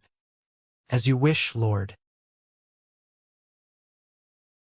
List glanced at the unloaded prey and said, "Mr. Carter, inform Teacher Gort that he can come and divide this batch of prey. Leave a part of the castle for the officials and the retainer knights' families. The remaining part will be supplied to the seafood shop at the same price as the seafood." These prey were referring to beasts. As for World of Warcraft, it certainly couldn't be handled like this. List wasn't that generous. Apart from selling World of Warcraft for money, meat was his exclusive food. At most, he would let his subordinates fish for some profit during banquets. After 2 trips in a row, they finally brought back all of today's harvest. They were piled up like a hill in front of the castle. The hall on the first floor was very lively. It was rare for the aristocratic system to be surpassed. The lord and the retainer were seated at the same table. Tonight's supper was comparable to a festive feast. List had the kitchen make a whole shadow snake into a snake chop, and the officials and retainers were given a large piece of the snake chop.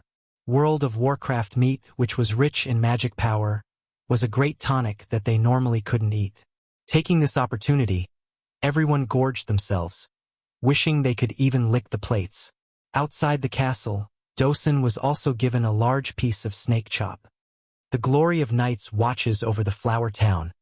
Watches over Sir Lord. Courage and wisdom are both present. I propose that we raise our glasses to List, who is favored by the night's glory. The glory belongs to Sir Lord. Gort, holding a glass filled with gin, dominated the atmosphere of the banquet. Socializing and setting off the atmosphere were his specialties. The others raised their glasses and shouted, "The glory belongs to Sir Lord."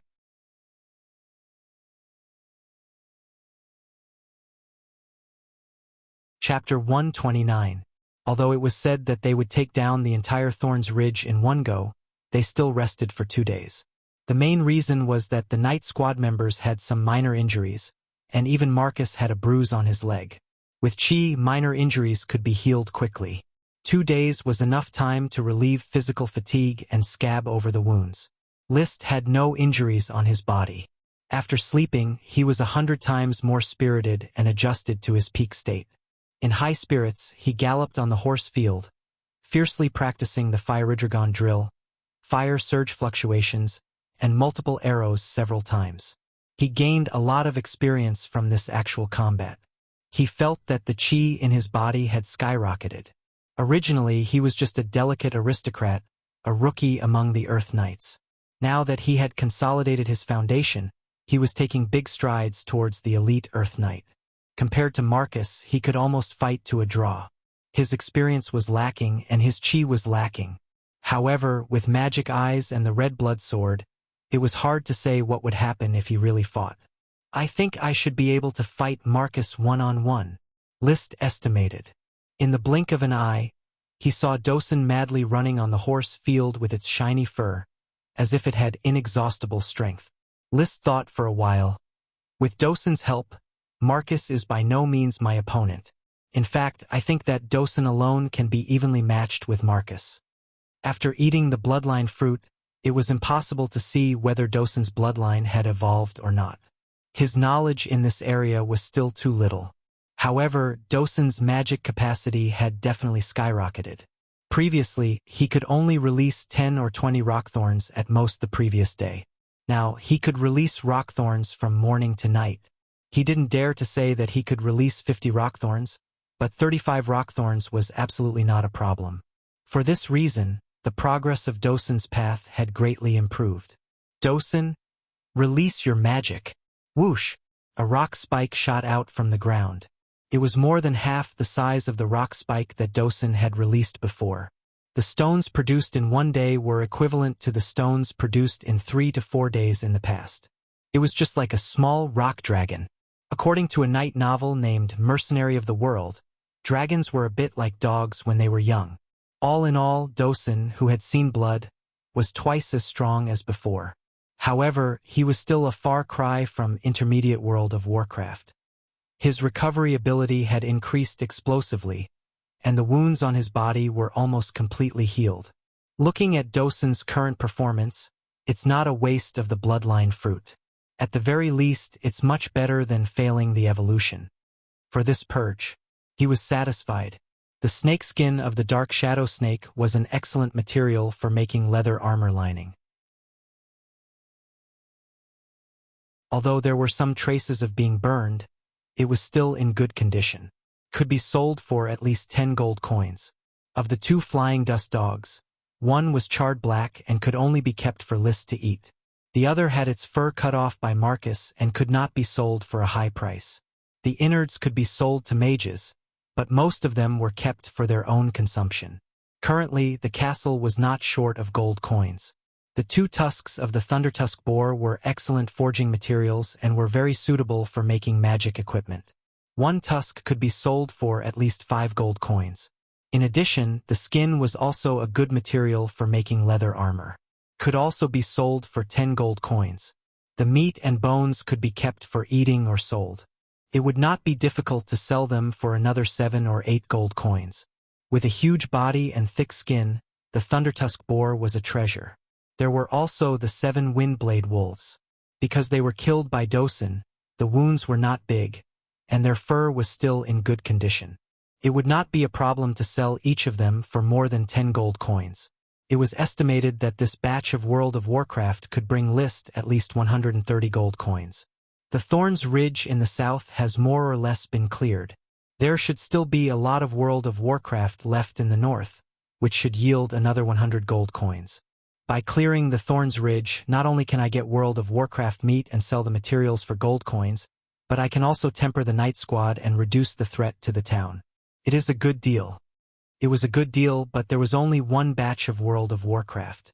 It would be gone after killing it. The Thorns Forest in the Thorns Ridge would also disappear. He had already ordered Gort to rebuild the logging team and make the Thorns Ridge a thing of the past.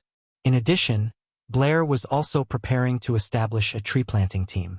They would plant two kinds of thorns, fast-growing poisonous thorns and fast-growing thorns, on the outer edge of the Thorns Ridge. The fast-growing thorns grew extremely fast. As long as they were watered with fertilizer, they could grow a dozen centimeters in one night. Among them, the fast-growing poisonous thorns had been cultivated and had already covered several mu of land. Their roots could be dug out at any time and transplanted outside. The fast-growing thorns was discovered not long ago. It was the Smoke Mission's reward, a spiky variant of fast-growing thorns. Its branches were covered in thorns, densely packed with large and small spikes. It was very terrifying. The two kinds of thorns were used as hedges. They were not much of a threat to people. A gap could be made with a few shovels.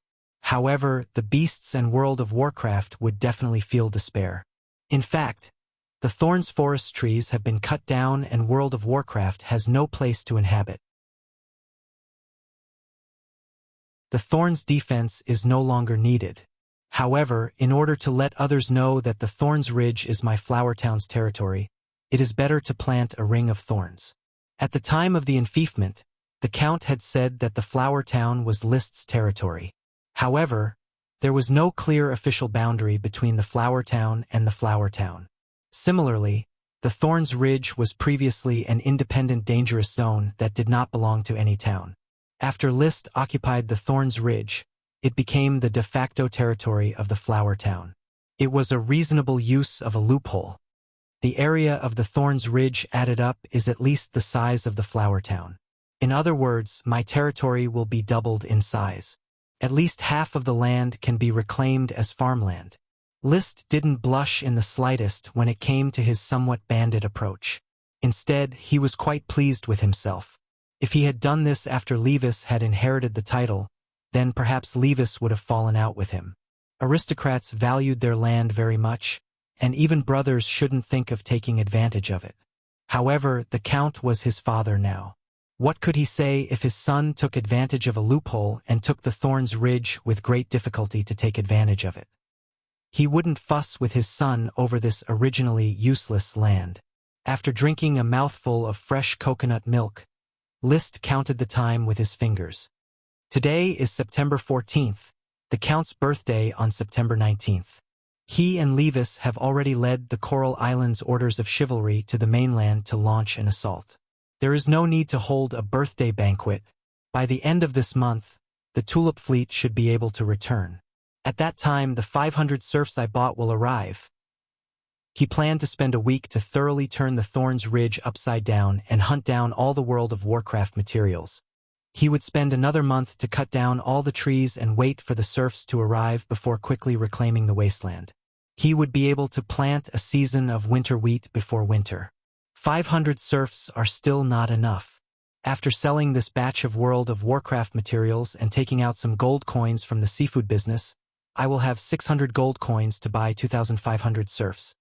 Previously, 500 serfs, including 100 craftsmen, cost 120 gold coins.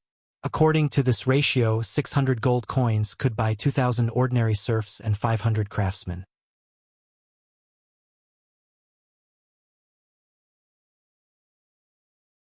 Chapter 130. 2 days passed in the blink of an eye. The Night Squad once again set out for the northern Thorns Ridge. The successful cleanup of the southern Thorns Ridge boosted the squad's morale, and the young faces of the Retainer Knight had a trace of killing intent written on them. However, the main force of the cleanup squad wasn't the Retainer Knight, Marcus, or List. Instead, it was Dosen. It had become belligerent and energetic, practically tireless. From a small squirrel to a World of Warcraft's ice tree frog, everything was brutally ravaged by it. In particular, the low-ranked World of Warcraft's ice tree frog. which crouched on a branch and released the magic ice blade, randomly bombarding Dosen. However, Dosen had even learned to climb trees by himself. Despite the ice tree frog madly jumping, Dosen still pounced on it and bit it to death in a few bites, not even using rock thorns. The graceful bearing of the King of Thorns Ridge had already taken shape. Even if Dosen isn't an intermediate World of Warcraft, it isn't far from it. Sir, its fighting strength is getting stronger and stronger. I feel that it is still growing stronger. Marcus exclaimed in admiration when he saw Dosen holding the ice tree frog in its mouth, wagging its tail, and eagerly placing the spoils of war next to Black Dragon. Raising a World of Warcraft with fighting strength, loyalty, and courage was really too practical. List happily threw out a fried meat strip to reward Dosen. Dosen was a very picky eater. It didn't eat raw food and liked fried food the most. At first, I thought that the bloodline fruit was a failure, that it couldn't change its bloodline, and that it was still a flying dust dog. But now, I can't easily come to a conclusion. Teacher Marcus, don't you feel that after 2 days in the Thorns Ridge, Dosen's body has grown a size? It has indeed grown a size. The current Dosen is as big as a tiger. An adult flying dust dog was at most comparable to the size of a leopard. Now, Dosen had reached the size of a tiger and was still growing. List waved his hand, and Dosen scurried out again to continue its hunting mission. No matter what, Dosen is only half a year old. He's not an adult yet, but he's already this strong. When he becomes an adult, I'm afraid that no one below intermediate World of Warcraft will be his match. World of Warcraft generally developed quickly, but Dosen was obviously faster. In the castle, List had never mistreated it, serving it lavishly. Compared to normal World of Warcraft players who ate raw food in the forest, Dosen always ate cooked food, which was more nutritious. In less than 3 months he could cast magic, and in half a year he could fight against an adult in World of Warcraft. After eating the bloodline fruit, his body and mana skyrocketed, allowing him to crush World of Warcraft to the ground. When Dosen became an adult, apart from the purple sand crocodile, no one in Coral Island World of Warcraft would be a match for Dosen. While they were talking, Dosen encountered another World of Warcraft. It was a huge Thundertusk boar followed by 4 small Thundertusk boars. It was likely to be the same family as the Thundertusk boar in the south of the Thorns Ridge. Facing Dosen, the big boar was quite violent, but Dosen was far more cunning than imagined. He circled around and pounced, biting the small boar to death. He did not confront the big boar head-on. After the big boar's magic thunderbolt flash was exhausted, Dosen began to release rock thorns to tease the big boar. Finally, he found an opportunity to knock the Thundertusk boar to the ground, followed up with a rock thorn, pierced the Thundertusk boar's neck, and sent the boar's entire family back. Marcus held a bow and arrow, but basically had no opportunity to use it. The timing of the magic release is just right. Dosen is very intelligent. Sir's training is very effective. List was similarly idle. It is indeed very intelligent. World of Warcraft relies on instinct while it relies on its brain. The more he looked at Dosen, the more satisfied he was. With Dosen, the cleanup mission was as easy as playing. Marcus did not let the retainer knight idle. When they encountered a lone Windblade wolf, he had List call back Dosen, and then arranged for the retainer knight to besiege the Windblade wolf. This is an old and feeble Windblade wolf. It has already begun to shed its fur. It should have been driven out by the pack of wolves. I'll leave it to you. In the end, at the cost of 3 injured retainer knight, the 10 retainer knight jointly besieged and killed the Windblade wolf. The prey hung from a tree. The team continued deeper. They were about to reach the seaside, which meant that the northern Thorns Ridge was about to be cleansed. The harvest was not very bountiful. There were only 1 big and 4 small Thundertusk boars, 1 ice tree frog, and 1 Windblade wolf, for a total of 6 World of Warcraft. A lot of wild beasts were hunted, but List had no interest in them. After getting used to eating World of Warcraft meat, wild beast meat could only be regarded as inferior food. Unfortunately, the Thorns Woods are about to disappear. The Flower Town will no longer have a habitat for World of Warcraft. In the future, if I want to eat World of Warcraft meat, I can only buy it outside. The harvest from the cleanup of the Thorns Ridge was enough for him to eat for about half a year. After eating it, he would have to spend a lot of money to buy World of Warcraft meat. Marcus was very open-minded. When the Thorns Ridge is developed into farmland, the castle's tax revenue will be greatly increased. Sir can naturally use gold coins to buy World of Warcraft meat. Moreover, at that time, the black tulip and flame mushroom magic ingredients will also bring in a lot of income. The flower town will become more and more prosperous. I still have to open up more sources of income. In the future, not only will I have to eat, but I will also have to nurture the Night Squad. The success of the World of Warcraft hunt gave rise to List's ambition. I hope that my knight can obtain true glory for me in the next development order. Lord needs more land. Marcus's eyes shone. I am willing to serve, sir. Woof woof. Dosen suddenly shouted, interrupting the beautiful vision of the Lord and the knight. List conveniently released magic eyes and looked around. Then he saw signs of magic in the distance. A World of Warcraft was lurking not far away. I didn't expect to find a World of Warcraft so close to the seaside. Dosen, go. After receiving the order, Dosen dashed forward and rushed towards the World of Warcraft. It had clearly sensed the World of Warcraft's aura earlier than List. List and the others followed it unhurriedly. From time to time, Dosen's barks could be heard, as well as the barking of another dog. I didn't expect there to be a flying dust dog. Marcus deduced from the barks that the World of Warcraft was a flying dust dog. That's normal.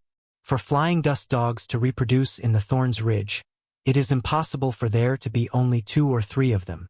In fact, I think that there might be some fish that slipped through the net. The Thorns Ridge is unlikely to have only 1 shadow snake or 1 ice tree frog. There might even be winged peregrine falcons in the vicinity. After a pause, List continued, of course, it's hard to say. 18 years ago, when the flower town had yet to be built, this place was covered in forests, which were cleared out by the Coral Islands Orders of Chivalry. The shadow snake and the ice tree frog might have slipped through the net at that time.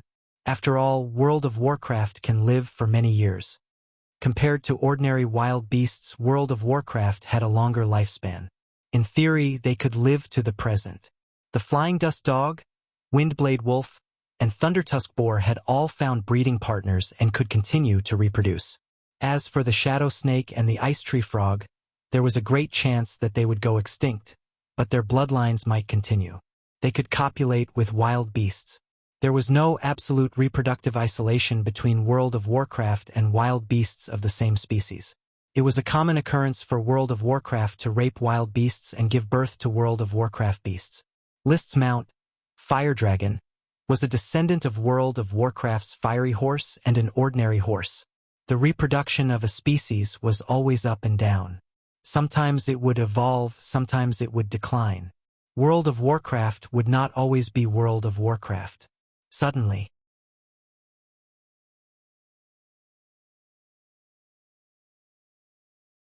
Chapter 131. When List approached on horseback, he saw a scene that was hard to look at. Dosen was actually riding on the flying dust dog, constantly shaking and panting with its tongue hanging out. The flying dust dog under his crotch should be a female dog. It wanted to struggle but could not, and could only let out a series of screams. Seeing a human approaching, it instinctively wanted to escape, but Dosen just pressed it down, using its sturdy body to forcibly keep the female flying dust dog in place. Ouch! List frowned in disgust. Such a shameless act of violence was actually happening in broad daylight. Was it a twisted dog or a moral degeneration? Was it an outburst of sex or a helpless thirst? He turned his head and asked, Teacher Marcus, Dosen should only be a half-year-old puppy, right? When we found Dosen, it had not opened its eyes yet, so it was definitely born not long ago. Therefore, Dosen should not be very old. It is definitely not a year old, at most 7 months old. A 7-month-old dog can do this kind of thing? Marcus gave a rare smile. Sir, dogs and humans are definitely different. With Dosen's age, it is indeed a bit early, but it is not uncommon for dogs to start mating before a year old. It can only be said that Dosen has developed very well, and with the stimulation of the bloodline fruit, it should be completely mature. List used to raise dogs in his hometown, but that was when he was a child. Moreover, the rural dogs did not care about when they were in heat or when they were messing around. Basically, they were a group of dogs that would stick together when they had nothing to do. After hearing Marcus's explanation, he was no longer surprised. Standing not far away, he enjoyed the action blockbuster. Dosen's physical strength was very good. From the time it heard the screams to the time it stopped moving, it had lasted for about 20 minutes. But the end of the movement did not mean that the matter was over. The two flying dust dogs were obviously like ordinary dogs. They did not immediately separate and were still connected. Woof woof. Dosen seemed a little confused and barked twice. The female violent dog stopped screaming and wanted to escape, but she couldn't pull Dosen away. She could only stare blankly at the knight vigilantly, ready to release magic at any time. However, the distance between it and the knight was beyond the range of its magic, so the rock thorns could not attack the humans. Strangely enough, it did not attack Dosen either. "Sir, should we take this opportunity to kill this flying dust dog?" Marcus picked up his bow and arrow, eager to give it a try. At this time, the female flying dust dog was a live target. "No." List immediately stopped her. If the bitch went berserk, wouldn't it drag Dosen to death? He had seen a video of a female dog dragging a male dog by the side of the road. Her steps were light, but the male dog seemed to be dead. "Teacher Marcus, think of a way to capture this female flying dust dog alive and raise her in the castle. Now, it seems that Dosen is already an adult and can breed offspring. Perhaps I can get a group of flying dust dogs. But the female flying dust dog is wild and difficult to tame. It is very dangerous. Then tie her up with an iron chain, delimit the surrounding 20 meters as a restricted area, and then build a rock wall around it. After she gives birth to a batch of puppies, then take the puppies away. In any case, there are not many flying dust dogs on the Coral Island. Dosen will always need female dogs. That is also a way." Marcus nodded, then turned to the retainer knight and said, "Take out the net. Jim and York, go to the tree on the left. Philip and Sean, go to the tree on the right. Xavier and Tracy, go to the tree behind. Surround the flying dust dog. If it tries to escape, immediately catch it with the net." The knight cautiously approached and climbed up the tree. One of them pulled one end of the net rope, ready to cast the net. About 20 minutes later, the two flying dust dogs naturally separated. The female flying dust dog immediately turned around to escape. The prepared Marcus immediately ordered, "Prepare to cast the net." The knight immediately threw away the rope in their hands, and a large net enveloped the female flying dust dog. The female flying dust dog was very fast, but not as fast as the knight. It was directly covered by the large net. It hurriedly released magic. Rock thorns pierced the ground, but these rock thorns only pushed the net away and could not pierce the large net. It struggled to escape, but the net became tighter and tighter. Eventually, it was tightly bound and could not budge. The rock thorns pierced randomly until it exhausted its magic power, but it still could not escape. Woof woof. Dosen just watched from the side. He neither pounced on it to bite it, nor did he walk away. He just barked at the female flying dust dog from time to time, but the meaning was unclear. Its magic power should be exhausted. Go down and tie it up. First, tie its mouth. Marcus tried a few times and came to a conclusion. Soon, the female flying dust dog was firmly tied up, especially its mouth. Even if it recovered its magic power, it could not easily release magic. Woof woof. With its mouth and limbs bound, the female flying dust dog kept growling angrily. However, its fate was already sealed. It would become Dosen's plaything and the flying dust dog's reproduction machine. Woof woof. Wagging his tail, Dosen circled around the female flying dust dog and barked. It was unknown whether he was comforting it or not. This should be the last world of Warcraft, right? List quietly summoned the smoke mission. Judging through the smoke mission was the most intuitive manifestation. However, there was no change in the smoke serpentines. Mission. You have launched an attack and are determined to clean up the Thorns Ridge and create a new peaceful environment for the Flower Town. Therefore, complete the massacre of all World of Warcraft in the Thorns Ridge in one go. Reward: the Trail of the Black Dragon Horses. He couldn't help but frown. There is still World of Warcraft? He had already thoroughly searched the Thorns Ridge. With the help of magic eyes, it was reasonable to say that all the World of Warcraft that could be found within his line of sight had already been found. It seemed that the World of Warcraft had avoided being cleaned up while his magic eyes was recovering. "Sir, we are almost at the seaside. Should we go back?" Marcus asked. List pondered for a moment and then said, "There is no hurry. Let's go to the seaside and take a look. I heard from Costo that there is a deep-water port near the seaside. Let's take a look at it and make plans as soon as possible to build the Flower Town's dock." "As you wish." The team moved on. Trembling Woods was attracted by the beauty and lost his interest in hunting. He kept circling around the flying dust dog. Fortunately, the journey was very smooth. They didn't even see 2 or 3 wild beasts before they reached the seaside. After walking along the seaside for a difficult stony path, they arrived at the place Costo had mentioned. It was a several hundred-meter wide rocky beach. On the left was a rocky mountain ridge, and on the right was a rocky mountain ridge. Only the area in the middle was only littered with large and small gravel. With a bit of cleaning, a flat area could be cleared. Costo wasn't lying. A large seaport could not be built here, but a small and medium-sized dock was not a problem. After walking around the rocky area, List suddenly had an idea. "On the way back, we will go directly in the direction of the dairy farm. First, we will look for a flat road. Then, we will have the logging team start cutting down trees and open a road to this place as soon as possible. The stones near the dock can be pulled back to build a road. This will be the starting point of the Flower Town's future." He reached out and made a circle on the rocky beach. "Oh!"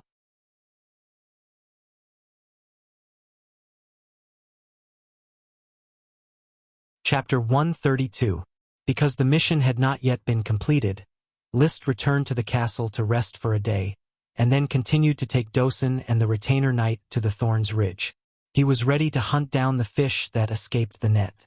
The female flying dust dog was still tied up. In order to grind away its fierceness, List decided to starve it for 3 to 5 days so that it could not release magic to hurt people. At the same time, the Thorns caravan had been arranged to go to North Valley City to order an iron cage. It was destined to spend the rest of its life in an iron cage. Perhaps one day, it would become familiar with its new life, follow Dosen, and regain its freedom. Dosen should be able to deal with it. After all, Dosen is an existence that almost became an intermediate World of Warcraft. List was very confident about this. Flying dust dogs may not live in packs in World of Warcraft, but it was the consistent character of World of Warcraft to submit to the strong. Moreover, it was a male and a female. Woof woof. Dosen, who was chasing its tail in circles in the distance, felt a little dizzy. Still too young. "Since it has become your wife, it's time to give it a name. It is a flying dust dog, and it is also your wife, so call it Stupid Woman." List seriously thought of a name. "Dosen, do you agree with this name?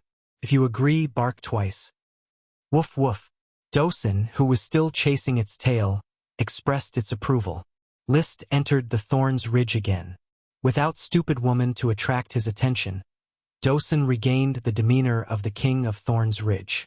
Along the way, he kept looking for beasts to kill. All of them were lone beasts that had escaped the net. Unfortunately, another 3 days passed. He did not find any World of Warcraft. List felt that his magic eyes were so proficient that he could use them seamlessly and keep them open 24 hours a day. There was still no sign of magic, as if World of Warcraft had hidden under the surface and begun to pass the winter. It was the end of summer and the beginning of autumn, so it was impossible to hibernate. So, where are the fish that escaped the net hiding? Riding on Black Dragon, List looked at the logging team that was cutting down trees in full swing not far away, feeling somewhat conflicted. If he didn't complete the quest, he wouldn't be able to get the clue to the Black Dragon horses that he wanted. The clue was probably hidden in the Thorns forest, but he had already cleaned it twice and still hadn't found any clues. He could only pin his hopes on completing the quest. If he couldn't find it, then he couldn't find it. In the end, List could only order, Teacher Marcus, lead the retainer knight to continue training in the Thorns Ridge and protect the logging team. If you encounter a World of Warcraft, fight if you can, and flee if you can't. Yes, my lord. The smoke mission was a difficult problem. Spoil the mood. However, it was not that there was no good news in the past few days. The crystal craftsman had successfully ground the required concave and convex lenses, a total of 20 pieces. List experimented with random combinations and found that a convex lens and a concave lens could form a telescope. Two convex lenses could also form a telescope, but the image was inverted. He naturally chose a combination of convex and concave lenses, and had the blacksmith shop's blacksmith and the carpenter shop's carpenter work together to create the lens tube. The lens tube was about 1 meter long, and after embedding the lens, the magnification wasn't high. However, List was already very satisfied and named it the List telescope. At night, he aimed the telescope at the moon in the sky. After fine-tuning the distance of the lens, the dark areas of the moon were immediately captured in his eyes. However, what made List feel strange was that the moon he saw actually had a hazy halo around it. List, who had a superficial understanding of astronomy, quickly recognized it. Atmosphere. This moon actually has an atmosphere. If it has an atmosphere, it shouldn't be inhabited by intelligent life forms, right? He suddenly recalled that this world had all kinds of mystical legends about the moon. In some legends, the imperial family of the unsetting Radiance Empire came from the moon. In some legends, the Elven King lived on the moon. In some legends, the moon was the homeland of dragons. In some legends, the most central mountain range of the continent, the Mulligaudin Mountain, had a magic teleportation array leading to the moon at its peak. Whoever could climb Mulligaudin Mountain and light the magic teleportation array would be able to grasp the endless wealth of the moon. This legend was a bit like the myth of Chang'e flying to the moon. Everyone knew it was fake, but in their hearts, they yearned for it. The magic teleportation array was said to have been researched by ancient magic shooters. It was a huge magic that could cross time and space, but it had been lost a long time ago and only existed in legends. Mulligaudin Mountain was the highest mountain range on the continent, tens of thousands of meters high, and mortals simply could not climb to the top. Even riding a dragon, it was impossible to fly to the highest peak. The endless storms halfway up the mountain were more terrifying than the most powerful wind magic, and could twist people and dragons into pieces. As for the name Mulligaudin, it was a translation from a foreign language. To be precise, it was an ancient language called Language of the Moon. Language of the Moon was the language of the Moon Empire a long time ago, and now it was no longer used by any country. However, the languages of many countries were integrated with Language of the Moon, and even directly used some of the words of Language of the Moon. The term Mulligaudin meant Guardian Knight of the Moon Empire. Some people said that Mulligaudin Mountain meant Knight of the Moon Empire. There were also people who far-fetched and said that Mulligaudin Mountain meant Knight of the Magic Teleportation Array between the moons. In any case, Mulligaudin Mountain can lead to the moon was a legend that everyone knew. So, are these legends true or false? It is no longer appropriate to judge this world with the common sense of Earth. It is hard to say whether there are really people on the moon. List used to be a staunch atheist, but now he had become an agnostic. There was no worship of God in this world, but there were all kinds of strange legends, which were very suitable for the development of agnosticism. Even though he could not figure out the meaning of the moon. At the banquet that day, List still announced in a loud voice, "The invention of the List telescope is a major step forward in human exploration of the universe. It will unveil the veil of the universe and show it to all of us." He was very excited about his discovery and wanted to share it with the people. However, when his subordinates rushed to look at the telescope and used it to observe the moon, the feedback was somewhat disappointing. Gort looked at the moon and muttered, "Is this the moon? It looks really beautiful. Is it a big flat cake?" Why are there no dragons and no elven king? Blair looked at the moon and whispered, The light of the moon is too weak, much weaker than the light of the sun. Some places seem to be about to be extinguished. The extinguished places he was talking about were the areas on the moon where the shadows were heavier. It might be the plains on Earth's moon, or it might be the real lunar sea. The magnification of List's telescope was still not enough. At most, it could magnify by more than 30 times, so the observation of the moon was not clear enough. Moreover, there was the atmosphere blocking the view. Isaiah did not look at the moon. He wanted to see the stars, but there were only a few stars in the background of the moon. After looking at the moon, Marcus's face was very calm. Sir, why are we looking at the moon? Ignorant natives. List's original excitement had disappeared, and he felt lonely as if he was the only sober person among the crowd. Fortunately, he was very good at adjusting his state of mind, and the self-restraint of a noble quickly calmed him down. He smiled in a formal manner. Not only can it see the moon, but it can also see far away. With the telescope, the scenery far away will be in front of you. You can use it to observe World of Warcraft.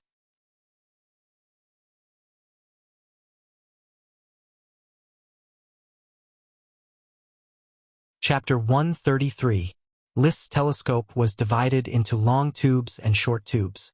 The long tube was a telescope used to observe the moon, with a magnification of more than 30 times. The short tube was a portable telescope he was going to make for the night squad. It could be stretched and had a magnification of about 15 times at most. 20 concave and convex lenses could only form one long tube and 3 short tubes. The remaining lenses were unqualified. He threw the lenses to Carter. Mr. Carter, look around and see which lens can magnify the image. You can use it to read books. Carter was old and his eyesight was a bit poor. Wouldn't it be nice to give him a magnifying glass? One long tube was left in the castle. 3 short tubes. List carried one with him, Marcus Night Squad got one, and Carl Patrol Squad got one. The distribution was over. Originally, List intended to retain the crystal craftsman Brad with a high salary, but the other party refused without hesitation. Although the Flower Town was developing rapidly, but compared to the Coral City, the gap was still huge. Could not attract free craftsmen with good social status. Similarly, Isaiah's family came to Flower Town to visit him, but when Isaiah persuaded them to stay, they refused without hesitation. His son even said, "Are you kidding me? There isn't even a brothel here." Gort's family also came to Flower Town to visit him. They stayed for 2 days and then left. After all, they were aristocrats. Their children and grandchildren had a good life, so they did not want to live in the countryside. His wife intended to settle in Flower Town, but Gort refused. The reason was very noble. Flower Town was too barren, and he did not want his wife to suffer. In fact, he was afraid that the other party would discover Freya's existence. Freya's belly was already bulging. "Sir Lord, I heard that you have invented a telescope that can see far away?" After hearing the news, Captain Costo hurried to the castle. "I wonder if the flower can be equipped with a telescope? Sailing at sea requires a very good field of vision, and a telescope can provide us with great help." It was a very reasonable request. List was a bit hesitant. The telescope suitable for sailing was probably the long List telescope in the castle, but it was equipment for him to explore the universe. After thinking for a moment, he said, "Captain Costo, go back and train your apprentice sailors first. The logging team will soon open a path to the wharf. The Flower Town's wharf is about to be established. You can familiarize yourself with the situation near the wharf first. As for the binoculars, we will have them. Send Costo away." List reluctantly took out a piece of crystal and handed it to Thomas. "When the Flower Town's transport team comes back, give it to the person in charge. Tell him to ask Brad Crystal Artisan to carve 2 sets of number 3 and number 17 lenses. The number 3 and no. 17 lenses were the lens models for assembling long tubes. For List, the binoculars were more like a joke. After studying it and playing with it for a while, he actually lost interest in the telescope. Looking at the moon and stars all day long, He couldn't see any secrets of the universe. Therefore, he took Trembling Woods out to inspect the work of the logging team, just to distract himself. To the north of the dairy farm, there was a large area of thorns and shrubs. This was the area covered by Thorn's wormstalk. In addition to ordinary thorns, there were also fast-growing varieties of thorns, including fast-growing poisonous thorns and fast-growing thorns. It was unknown if there was a follow-up to the Thorns worm chain mission. Further northeast of the thorns and shrubs was the logging team's work site. The site was in full swing. Thick smoke billowed. Countless serfs were sweating as they cut down trees. Some people used axes to chop down tree trunks, some used saw blades to chop off tree branches, some used machetes to chop off branches and leaves, while others piled up tree trunks and branches together and took away the leaves and burned them on the spot. Burning the bonfires was not only to intimidate wild beasts and World of Warcraft, but also to accumulate plant ash, which would be composted when reclaiming wasteland in the future. Clerks and patrols shuttled back and forth among the serfs, frequently berating and cursing, urging the serfs to work hard. Gort, Isaiah, Blair, and Carl each commanded a large group of serfs to maintain order at the scene. Marcus took the night squad to seriously patrol the periphery. Seeing List arrive, Gort trotted over. "Sir, good afternoon." "Good afternoon, Teacher Gort." List greeted. "A quarter of the town's population should be cutting down trees here. How long do you think it will take to cut down all the trees in the Thorns Ridge?" "If we have enough tools, it will only take 20 days. No, it might only take 2 weeks. But we don't have enough tools, sir. Many people share an axe, a saw blade, and a machete, which is too much of a delay. Even if the serfs respond enthusiastically to your call, they still won't be able to exert their full strength. I have already had the flour caravan purchase tools from various cities. Iron tools are too expensive and bone tools are too brittle. I hope Father can plunder a batch of iron or... Otherwise, the lack of iron on Coral Island will never be solved. There were no metals, no gems, and the number of elves was also scarce. The reason why the aristocrats were keen on fighting on the continent instead of staying on the island was often because they had no other choice. If they had foresight, they might develop technology to make up for this gap. But they didn't, so they could only plunder resources from the continent to make up for the deficiency. Why was the Eagle Kingdom repeatedly harassed by the Sapphire Kingdom? It was because they had the White Iron Dragon, which could produce a large amount of iron or steel was probably the metal with the most practical value among all metals. Therefore, as long as the Steel Ridge Kingdom called for war, the Sapphire Grand Duke would immediately issue an order to expand, and the aristocrats would swarm over to burn, kill, and plunder. List sometimes thought, why do I always feel that the Grand Duchy of Sapphire is a pirate from another world? Relying on their overseas establishment and well-developed fleet, they would unscrupulously attack the kingdoms on the continent. Snatch and run. Every year he would repeat the same script. It was wonderful. Although there was no technical content, they were still successful every year.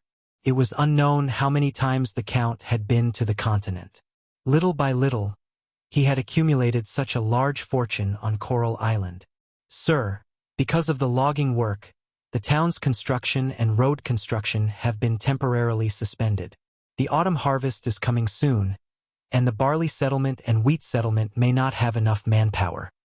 It won't be too late to transfer people back after the harvest date is determined. List suddenly thought of something and looked at Gort. Teacher Gort, how long have you been with me to Flower Town? Gort was taken aback and then said, Sir, on March 9th, the Baron of Flower Town was in theft. I set out the next day and arrived at Flower Town in the afternoon. Today is September 23rd. 6 months and 2 weeks have passed. 6.5 months passed in a flash. But the current Flower Town is definitely not the Flower Town of 6 months ago, which exudes vitality everywhere. Yes, I am very satisfied with the development of Flower Town. List rode Black Dragon, walking slowly. The world in front of him had already integrated with him. What I am most satisfied with is the change in thinking. Teacher Gort, 6 months ago, you were always talking about drinking. Now, to finish your work first and then drink. You even delay drinking for work. Gort smiled awkwardly. People tend to slack off when they get older. Fortunately, I came to Flower Town and found the confidence and hard work of my youth. I am very pleased with the changes in you. List looked into the distance and said, maybe in a few days a batch of 500 serfs will arrive. I need you to make a settlement plan. It is not enough to settle the serfs individually. I need an overall plan for the future of Flower Town, as a consultant. Hearing the word, consultant.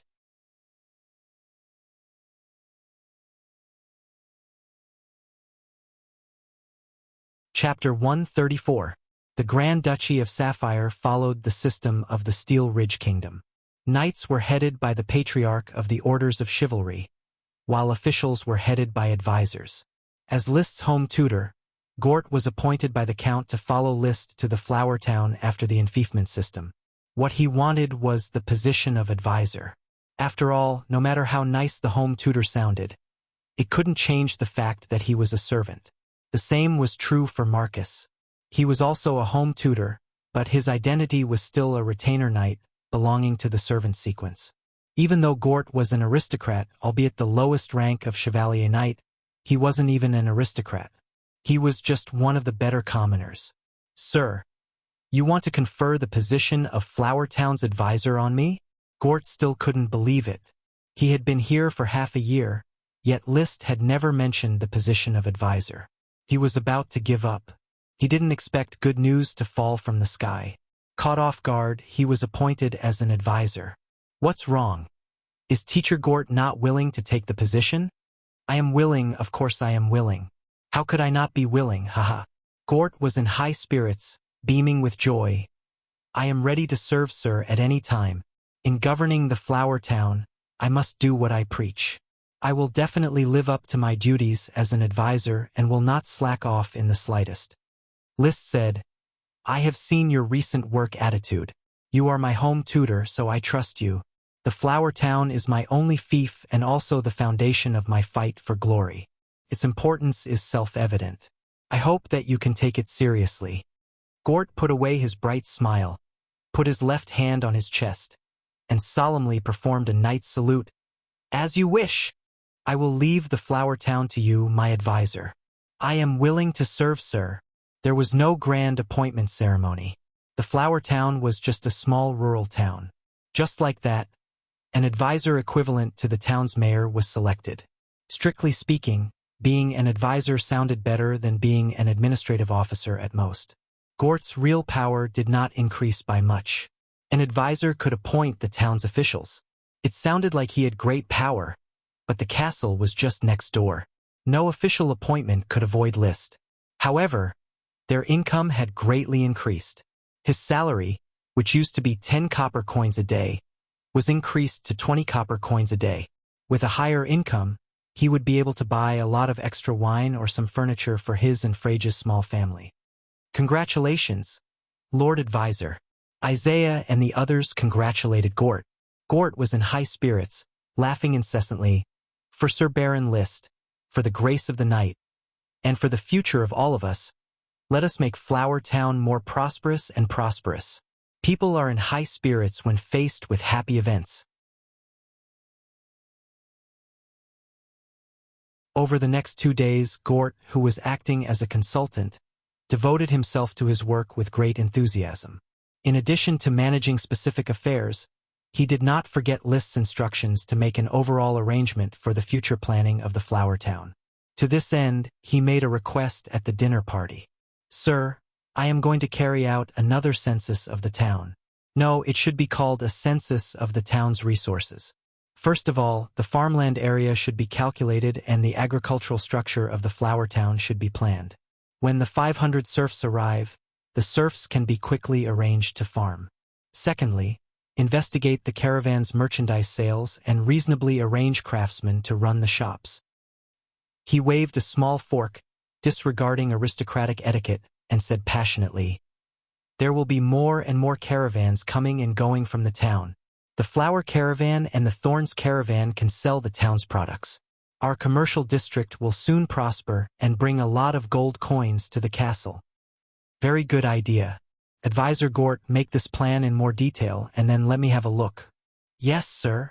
Outside the town's administrative office, Costo was pacing back and forth. From time to time, civilians passing by would greet him, and he would respond one by one. Costo was now a celebrity in the town. The source of his fame was not because he was the first captain of the Flower Town's first ship, the Flower, but because of his tireless attitude of seeking. Almost every family's young son had been roped in by him. Young man, you have a lot of ideas. Learn sailing from me. Even those young bachelors had been roped in by him. There are more men than women in the Flower Town. You can't get a wife. It is better to learn sailing from me. There are countless women in the outside world. After a trip, you can marry a hard-working and capable woman with a big ass and give birth to many sons for you. Most people scoffed at Costo's roping in. The mainland complex, brought by the aristocracy, made the narrow-minded commoners have a natural fear and ignorance of the sea. Therefore, after countless setbacks, Costo only roped in 10 bachelors and 12 teenagers to learn sailing from him and become apprentice sailors. Moreover, this was free teaching. If he were to collect tuition fees, it was estimated that no one would come. He also had to subsidize a few tons of lunches from time to time. If it wasn't for the fixed salary paid by the Sir Lord to teach the night squad, he wouldn't even be able to get a single apprentice. Costo was not discouraged by his yearning for the sea. He was still enthusiastic to train apprentice sailors of varying ages. But for the past 2 days, none of the apprentice sailors had come. Costo was anxious. Clop, clop, clop. The horses' hooves made a crisp sound as they stepped on the gravel road. He immediately went to greet them. The town's consultant had returned. Sir Consultant.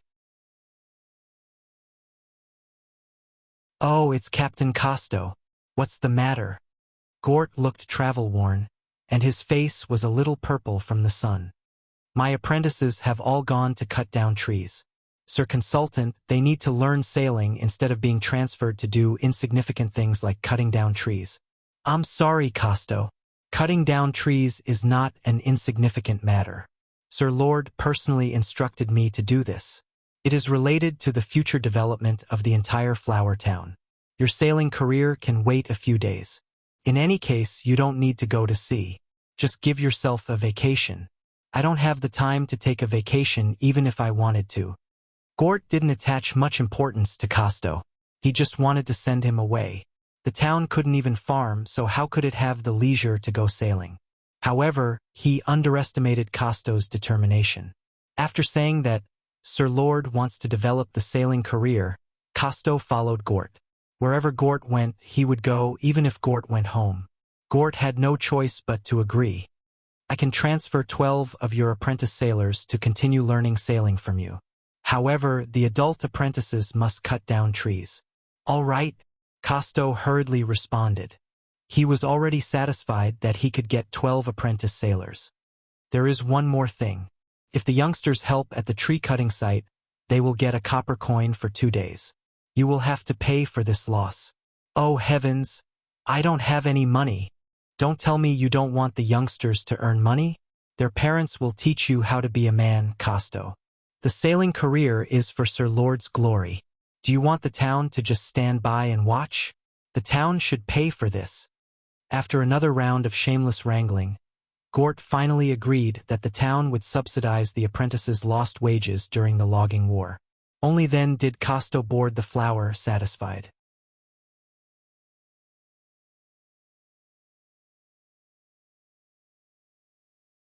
Chapter 135. Ready. Ready. Change sails with the wind. Tighten the rope. Let's go downwind. Prepare to lower the sails. Paddle room. Paddle on the left. Raise the foresail. On the slightly undulating sea, the Flower slowly sailed with the current, stopping from time to time, making a circle or turning a corner. Captain Costo's voice, which came with a loudspeaker effect, constantly sounded throughout the ship, giving various orders. The 12 sailors were in a flurry to control the ship. According to the size and tonnage of the Flower, 12 sailors were simply not enough to operate the ship. The full complement was 30 sailors. The work of 30 people was done by 12 teenagers, and they were all newcomers. The pressure could be imagined. The Flower's sailing was also intermittent, always unable to sail steadily to the target. But no matter what, under Costo's command and guidance, the Flower still stuck to the seaside, sailing to the northern pier area. Half a day later, the teaching and learning voyage smoothly arrived at the destination. It was a rocky beach. The Flower anchored in the bay for a short time as lunchtime, and also to train the sailors in swimming lessons. The coastal area is not like what people say, where sea monsters eat people. This is not the living area of sea monsters. Sea monsters live in the deep sea, and sailing offshore will basically not encounter sea monsters. Of course, if you are unlucky and bask in the sun on the shore, a sea monster will crawl over and eat you. Costo tried to dispel the apprentice sailor's fear of deep water, but his words were obviously not up to standard. The apprentice sailors were even more afraid to go into the water. Swimming on the beach could make them nervous for a long time, let alone here in the deep water bay. "Captain, we already know how to swim." An apprentice sailor argued in a low voice. "Can deep water and shallow water be the same? Absolutely not. You have to overcome your fear of the blue water. It will save your life at a critical moment." "How can that be? We are on the ship, we will never run into the water for no reason." "Idiot. When sailing in the sea, the waves often roll up the sailors and they fall into the sea. If you don't know how to swim, you won't even have time to be rescued." "That, Captain, I just came to be an apprentice sailor. I have no intention of going to sea." "If I don't have this plan, then why are you learning sailing? Do you think that I, Costo, am easy to fool?" Costo flew into a rage. He pointed at the apprentice sailor's nose and roared, "I am the captain of the Flower appointed by Sir Lord. In the future, I will go out to sea to trade for Sir Lord. You will be the first batch of sailors. You can fool me, but do you dare to fool Sir Lord?" The apprentice sailors were all submissive. He suddenly felt as though he had boarded a pirate ship. Costo gave up on persuading him with kind words and directly threatened, "I have been authorized by Sir Lord to take full responsibility for the navigation matters. The Flower Town Sir Advisor also has to cooperate with me. Remember, whoever dares to escape or go against my orders, I will hand you over to Lord Carl's patrol team." Hearing the name of the patrol team, the youths became even more timid. Sir Lord was indeed noble and inviolable, but it was said that Sir Lord was the embodiment of benevolence. They were not afraid, only reverent. But the patrol team was famous. Liszt had always wanted to build the patrol team into a police station where the police and the people were like one family. Unfortunately, there was no hope. The existence of flogging and other corporal punishments was bound to make people fearful. Carl meticulously implemented the rules in return for the Lord's trust in him. Any commoner who made a mistake would be directly whipped. Not a single whip would be spared. This caused everyone to pale at the mention of the patrol team. Costo was very satisfied when he saw the youth's expressions. After brandishing the stick, he turned to brandishing the carrot. "Don't be afraid of the sea. The sea is the same as the land. If we can farm on land, then we can sail on the sea. Going out to sea is the best decision for you. There is endless wealth overseas, as well as women with big breasts and big buttocks." Is there really a woman with a big buttocks? A youth overcame his fear and swallowed. "Of course. I once went to an island where the war had just ended. The women stood in a row and everyone chose. I chose the woman with the biggest buttocks," said Costo in a nostalgic tone. "And then, Captain? And then?" "Yes, Captain. And then you and the big buttocks? And then?" Costo licked his lips. "And then I gave her 3 copper coins. In fact, she only needed 2 copper coins to spend a comfortable night, but I gave her an extra copper coin. That towering mountain gave me an unparalleled experience. I swear, it can suffocate your head inside." Costo drew a circle with his hand. A very large circle. It was so huge that the youths were dumbfounded. Gulp, gulp. The youths swallowed. "All right, the break is over. It's time for class. Lads, if you want a woman with a big body, then you have to learn according to my requirements. When you become qualified sailors, You can still spend 2 copper coins to spend a wonderful night. Now, dive, swim. The youths immediately overcame their fear. They howled and jumped into the sea. Costo took out a wooden wine pot from his bosom, unplugged it, and took a sip. He understood what these youths wanted. After all, he was also young. After drinking a mouthful of wine, he returned to the captain's cabin and carefully took out a 1-meter-long cylinder from a box. This was the telescope that the Sir Lord had sent a servant to deliver yesterday. The Sir Lord had assigned his telescope to the flowers. It was this telescope that allowed him to understand the Sir Lord's views on sailing. He longs for the sea more than any other aristocrat. Costo felt that his future was bright. An aristocrat who yearned for the sea would undoubtedly support his sailing. It was precisely because of this that he had the confidence to go to the administrative office and pester advisor Gort to fight for benefits. Holding the telescope, he went to the deck. For him, the swaying deck was more stable than land. He picked up the telescope and began to look into the distance. The distant scenery seemed to suddenly appear in front of him. It was a wonderful transformation. Felt incredible. Only a noble aristocrat like the Sir Lord can make such an incredible object. He looked at the sea level in the distance, then looked at the thick smoke of the distant Thorns Ridge, then looked at the several seabirds walking on the rocky beach, and then looked at the steep rocky mountain on the shore. Suddenly, he frowned slightly and saw that there seemed to be a cave on the rocky mountain that had been washed by the sea. A cave? The mountain here isn't high, so there should be a cave. What kind of cave could it be? There seems to be a seabird flying out of the cave just now. Could there be a sea poison? The sea poison was a gull-type seabird that nested on the cliffs by the sea. Its eggs were very popular among the aristocrats.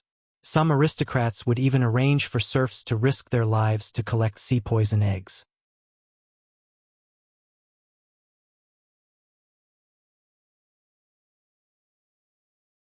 Chapter 136. For the Hellion Egg. Costo waited for the teenagers to finish their swimming lesson and immediately set off. He started the flower and stumbled towards the cave over there. Not far from the cave, he could clearly see the appearance of the cave. It was not big, after all, the mountain was not high, and the flat cave entrance was like a big mouth. It was not deep inside, and he could clearly see the situation inside at a glance. In particular, Costo could see more clearly with his binoculars. Oh, heavens! There are actually bones. He saw several human skeletons lying in the cave. There were also some broken things and even the wreckage of a small boat. Drop anchor! Release the canoe! He roared, ready to disembark and row the canoe over to see what was going on inside the cave. The castle, in the nearby black nightshade field. Liszt was inspecting his black nightshade. It is about to be born, Mr. Carter, my 9th sprite worm. Liszt stroked the big budding flower and released magic eyes. He could clearly see light blue magic power converging from all over the black nightshade's branches and leaves towards the special flower, giving birth to the black nightshade sprite worm. It's really a night's glory. We all thought it was impossible to survive, but it stubbornly survived. Master, Mr. Gort said that you are a son of glory, and I firmly believe it. It is your glory that shines on the black nightshade sprite worm. Perhaps I am indeed very lucky. The title of Son of Glory, like the literati star descends to the world back on Earth, was a conforming title. Liszt did not know whether he was a son of glory or some other kind of son. The smoke mission brought him far more luck than ordinary people, which was probably the knight's glory. He did not dwell too much on this point. He just said indifferently, "Be sure to take care of it often, and inform me as soon as the black nightshade sprite worm is born. Please rest assured, the castle's valet will come to check on the black nightshade every hour except at night," Carter replied. "By the way, is it time for stupid woman to feed?" It was almost 1 o'clock in the afternoon when we set out, so it is indeed time to feed. Then let's go back first. Returning to the castle, Zhang Xian led Dosen along with the servants to feed him water. Stupid woman's iron cage has been custom-made and placed 500 meters away from the castle. With the iron cage as the center, The foundation is being excavated 20 meters around, and a 3-meter-high wall will be built. The top of the wall will also be equipped with a sloping baffle to prevent Stupid Woman from escaping. But now Stupid Woman has not eaten for 3 days. She could only wait for List to be present to monitor its condition and ask the servants to feed it some water to prevent it from dying of thirst. Woo!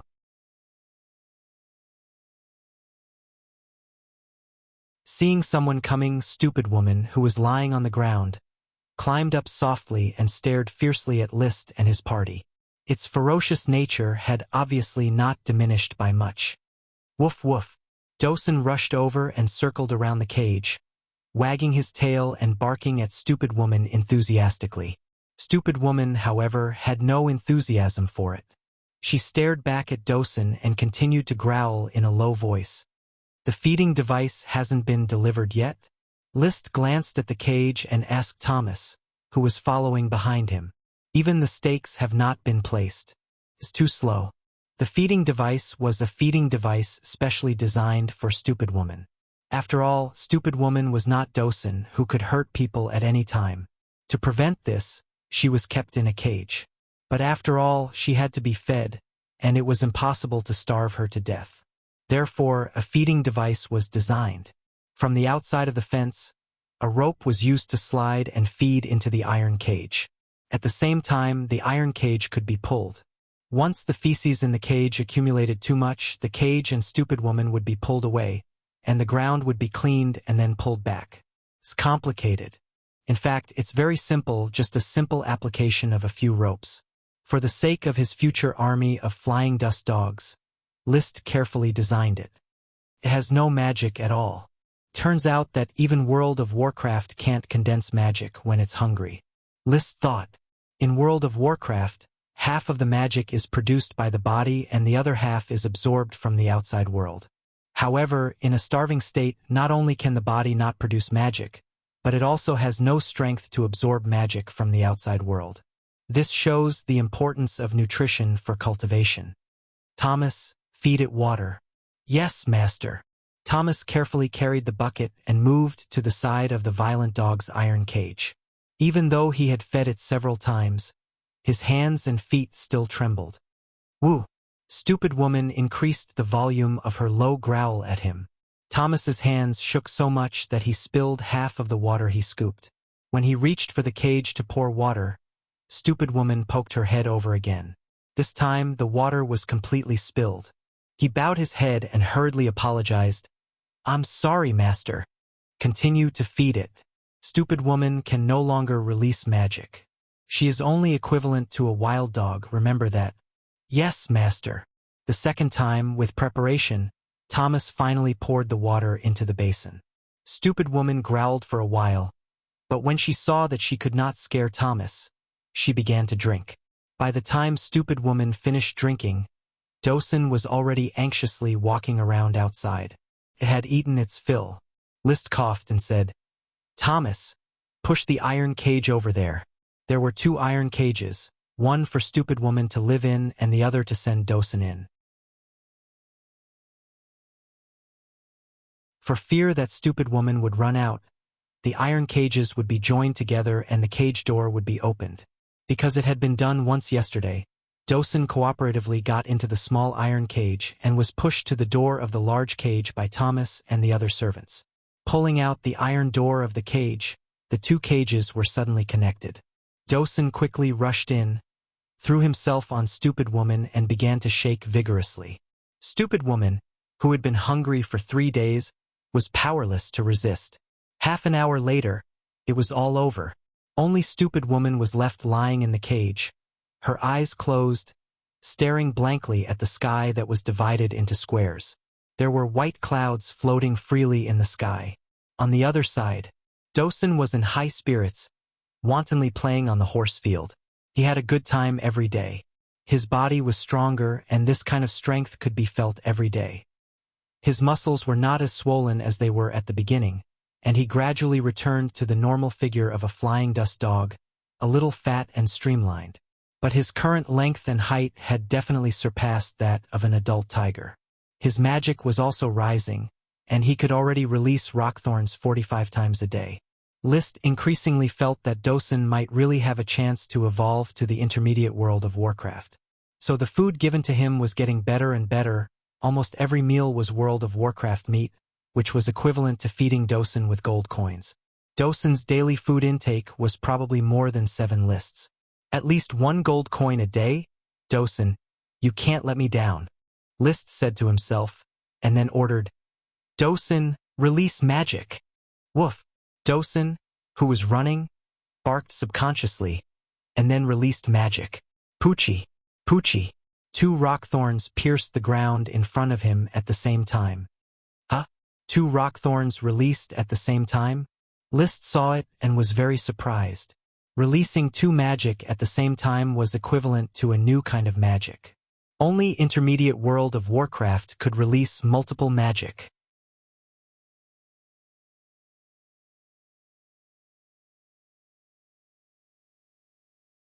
Chapter 137. Treasure. List became excited when he heard it. He immediately summoned Casto, who was waiting in the castle. What treasure? Sir Lord, it is a nautical route to an island. During the trial voyage of the flower, I found a cave not far from the pier. There were human corpses inside. After inspection, it was found that a group of rats were trapped in the cave and died. Before they died, they left behind the location of the horse trade which was on that island. Horse dealers? List quickly thought of the smoke mission traces of Black Dragon horses. He gave up on studying the new spell released by Dosen and immediately said, Take me to the cave. I want to investigate it myself. While preparing to set off, he took the opportunity to summon the smoke mission. He found that the smoke mission had changed. Mission completed. Reward: traces of Black Dragon horses. Mission: World of Warcraft has been cleaned up. The Flower Town has never been so safe. As the Lord, it is time to go all out and achieve leapfrog development for the Flower Town. What harm is there in destroying the environment? Please flatten the thorns forest. Reward: a variant type of thorns. World of Warcraft had been cleaned up. The Thorns Sprite Worm Chain mission had also been restarted. List felt that today was a festive day. He was just short of magpies chirping on the branches. Soon, he understood how the mission was completed. Retainer Nightshawn brought a dead shadow snake to the castle. The shadow snake bit 3 serfs to death. The logging site was very chaotic. However, under the suppression of Sir Marcus, Consultant Gort, and other the serfs went back to logging work. Sean reported the scene at the time. The burning bonfire did not scare away the shadow snake. It attacked 3 serfs in succession and was eventually killed by Marcus with a bow and arrow. Afterward, the serfs panicked. Although they were suppressed, their work efficiency inevitably fluctuated. Sean, tell Teacher Marcus to continue to strengthen the protection of the logging team. Although the World of Warcraft had been wiped out, List could not tell others clearly and could only continue to strengthen the protection. In addition, tell Consultant Gort that each family of a dead serf will be given a gold coin.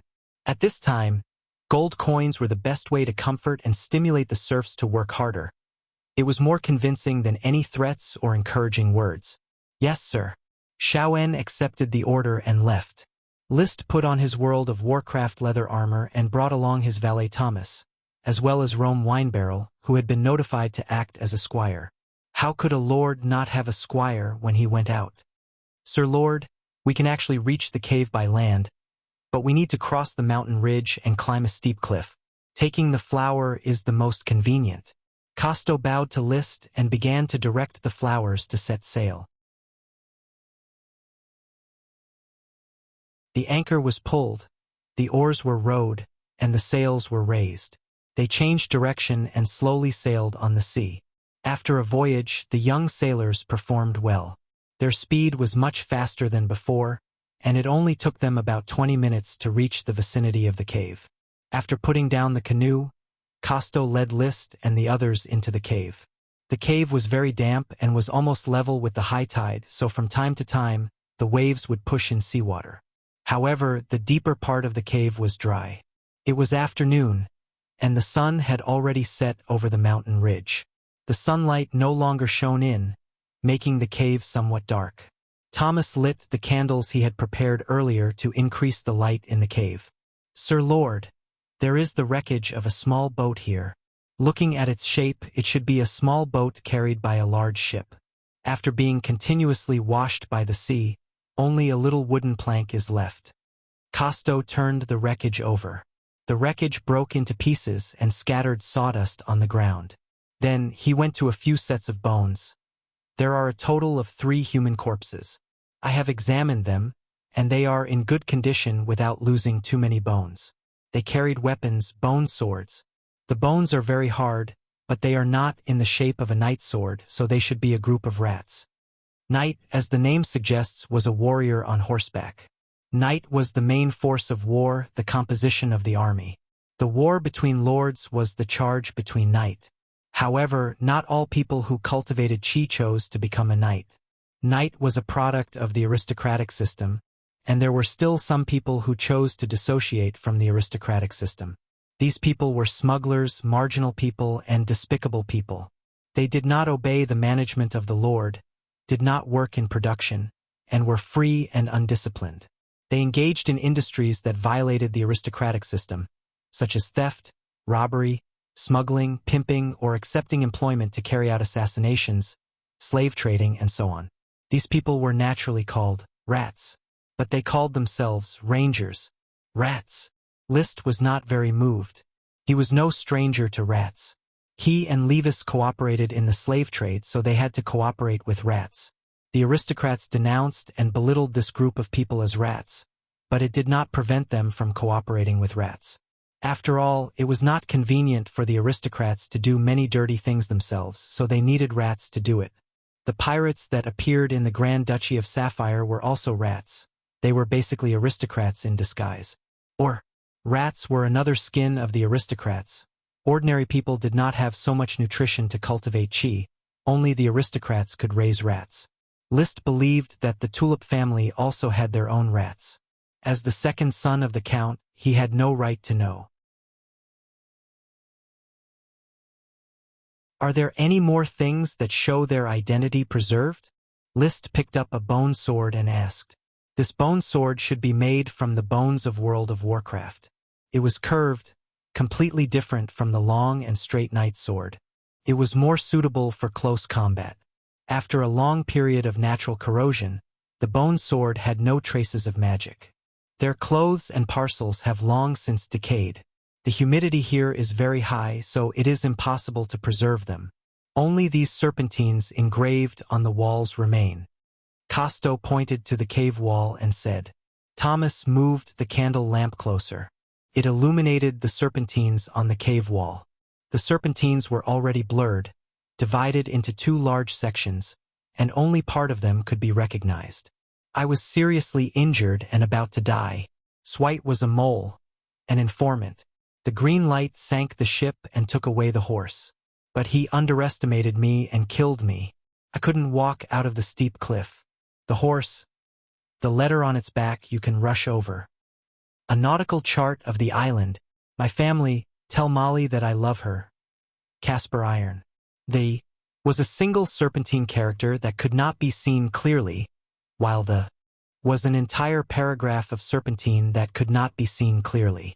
He could barely guess the contents of these 2 paragraphs. After pondering for a moment, Liszt figured out the gist of it. There was a mole among the horse dealers, who seemed to be called Swite. He sank the ship and wanted to take away the horse. In the end, Casper was killed, but he was seriously injured. Before he died, he sent away the horse and tied a letter on its back. Then he left the nautical chart. Comparing it with the reward given by the smoke mission, Liszt already understood. Obviously, this group of rats found the island where Black Dragon lived. They should be rats working for the Tulip family. My Black Dragon is the horse that was sent away by Casper. Thinking of this, his gaze couldn't help but turn to the nautical chart next to the serpentines. You're tuning in to the Legend of the Vagabond YouTube channel. Don't forget to subscribe and join us on this journey to catch the most captivating stories.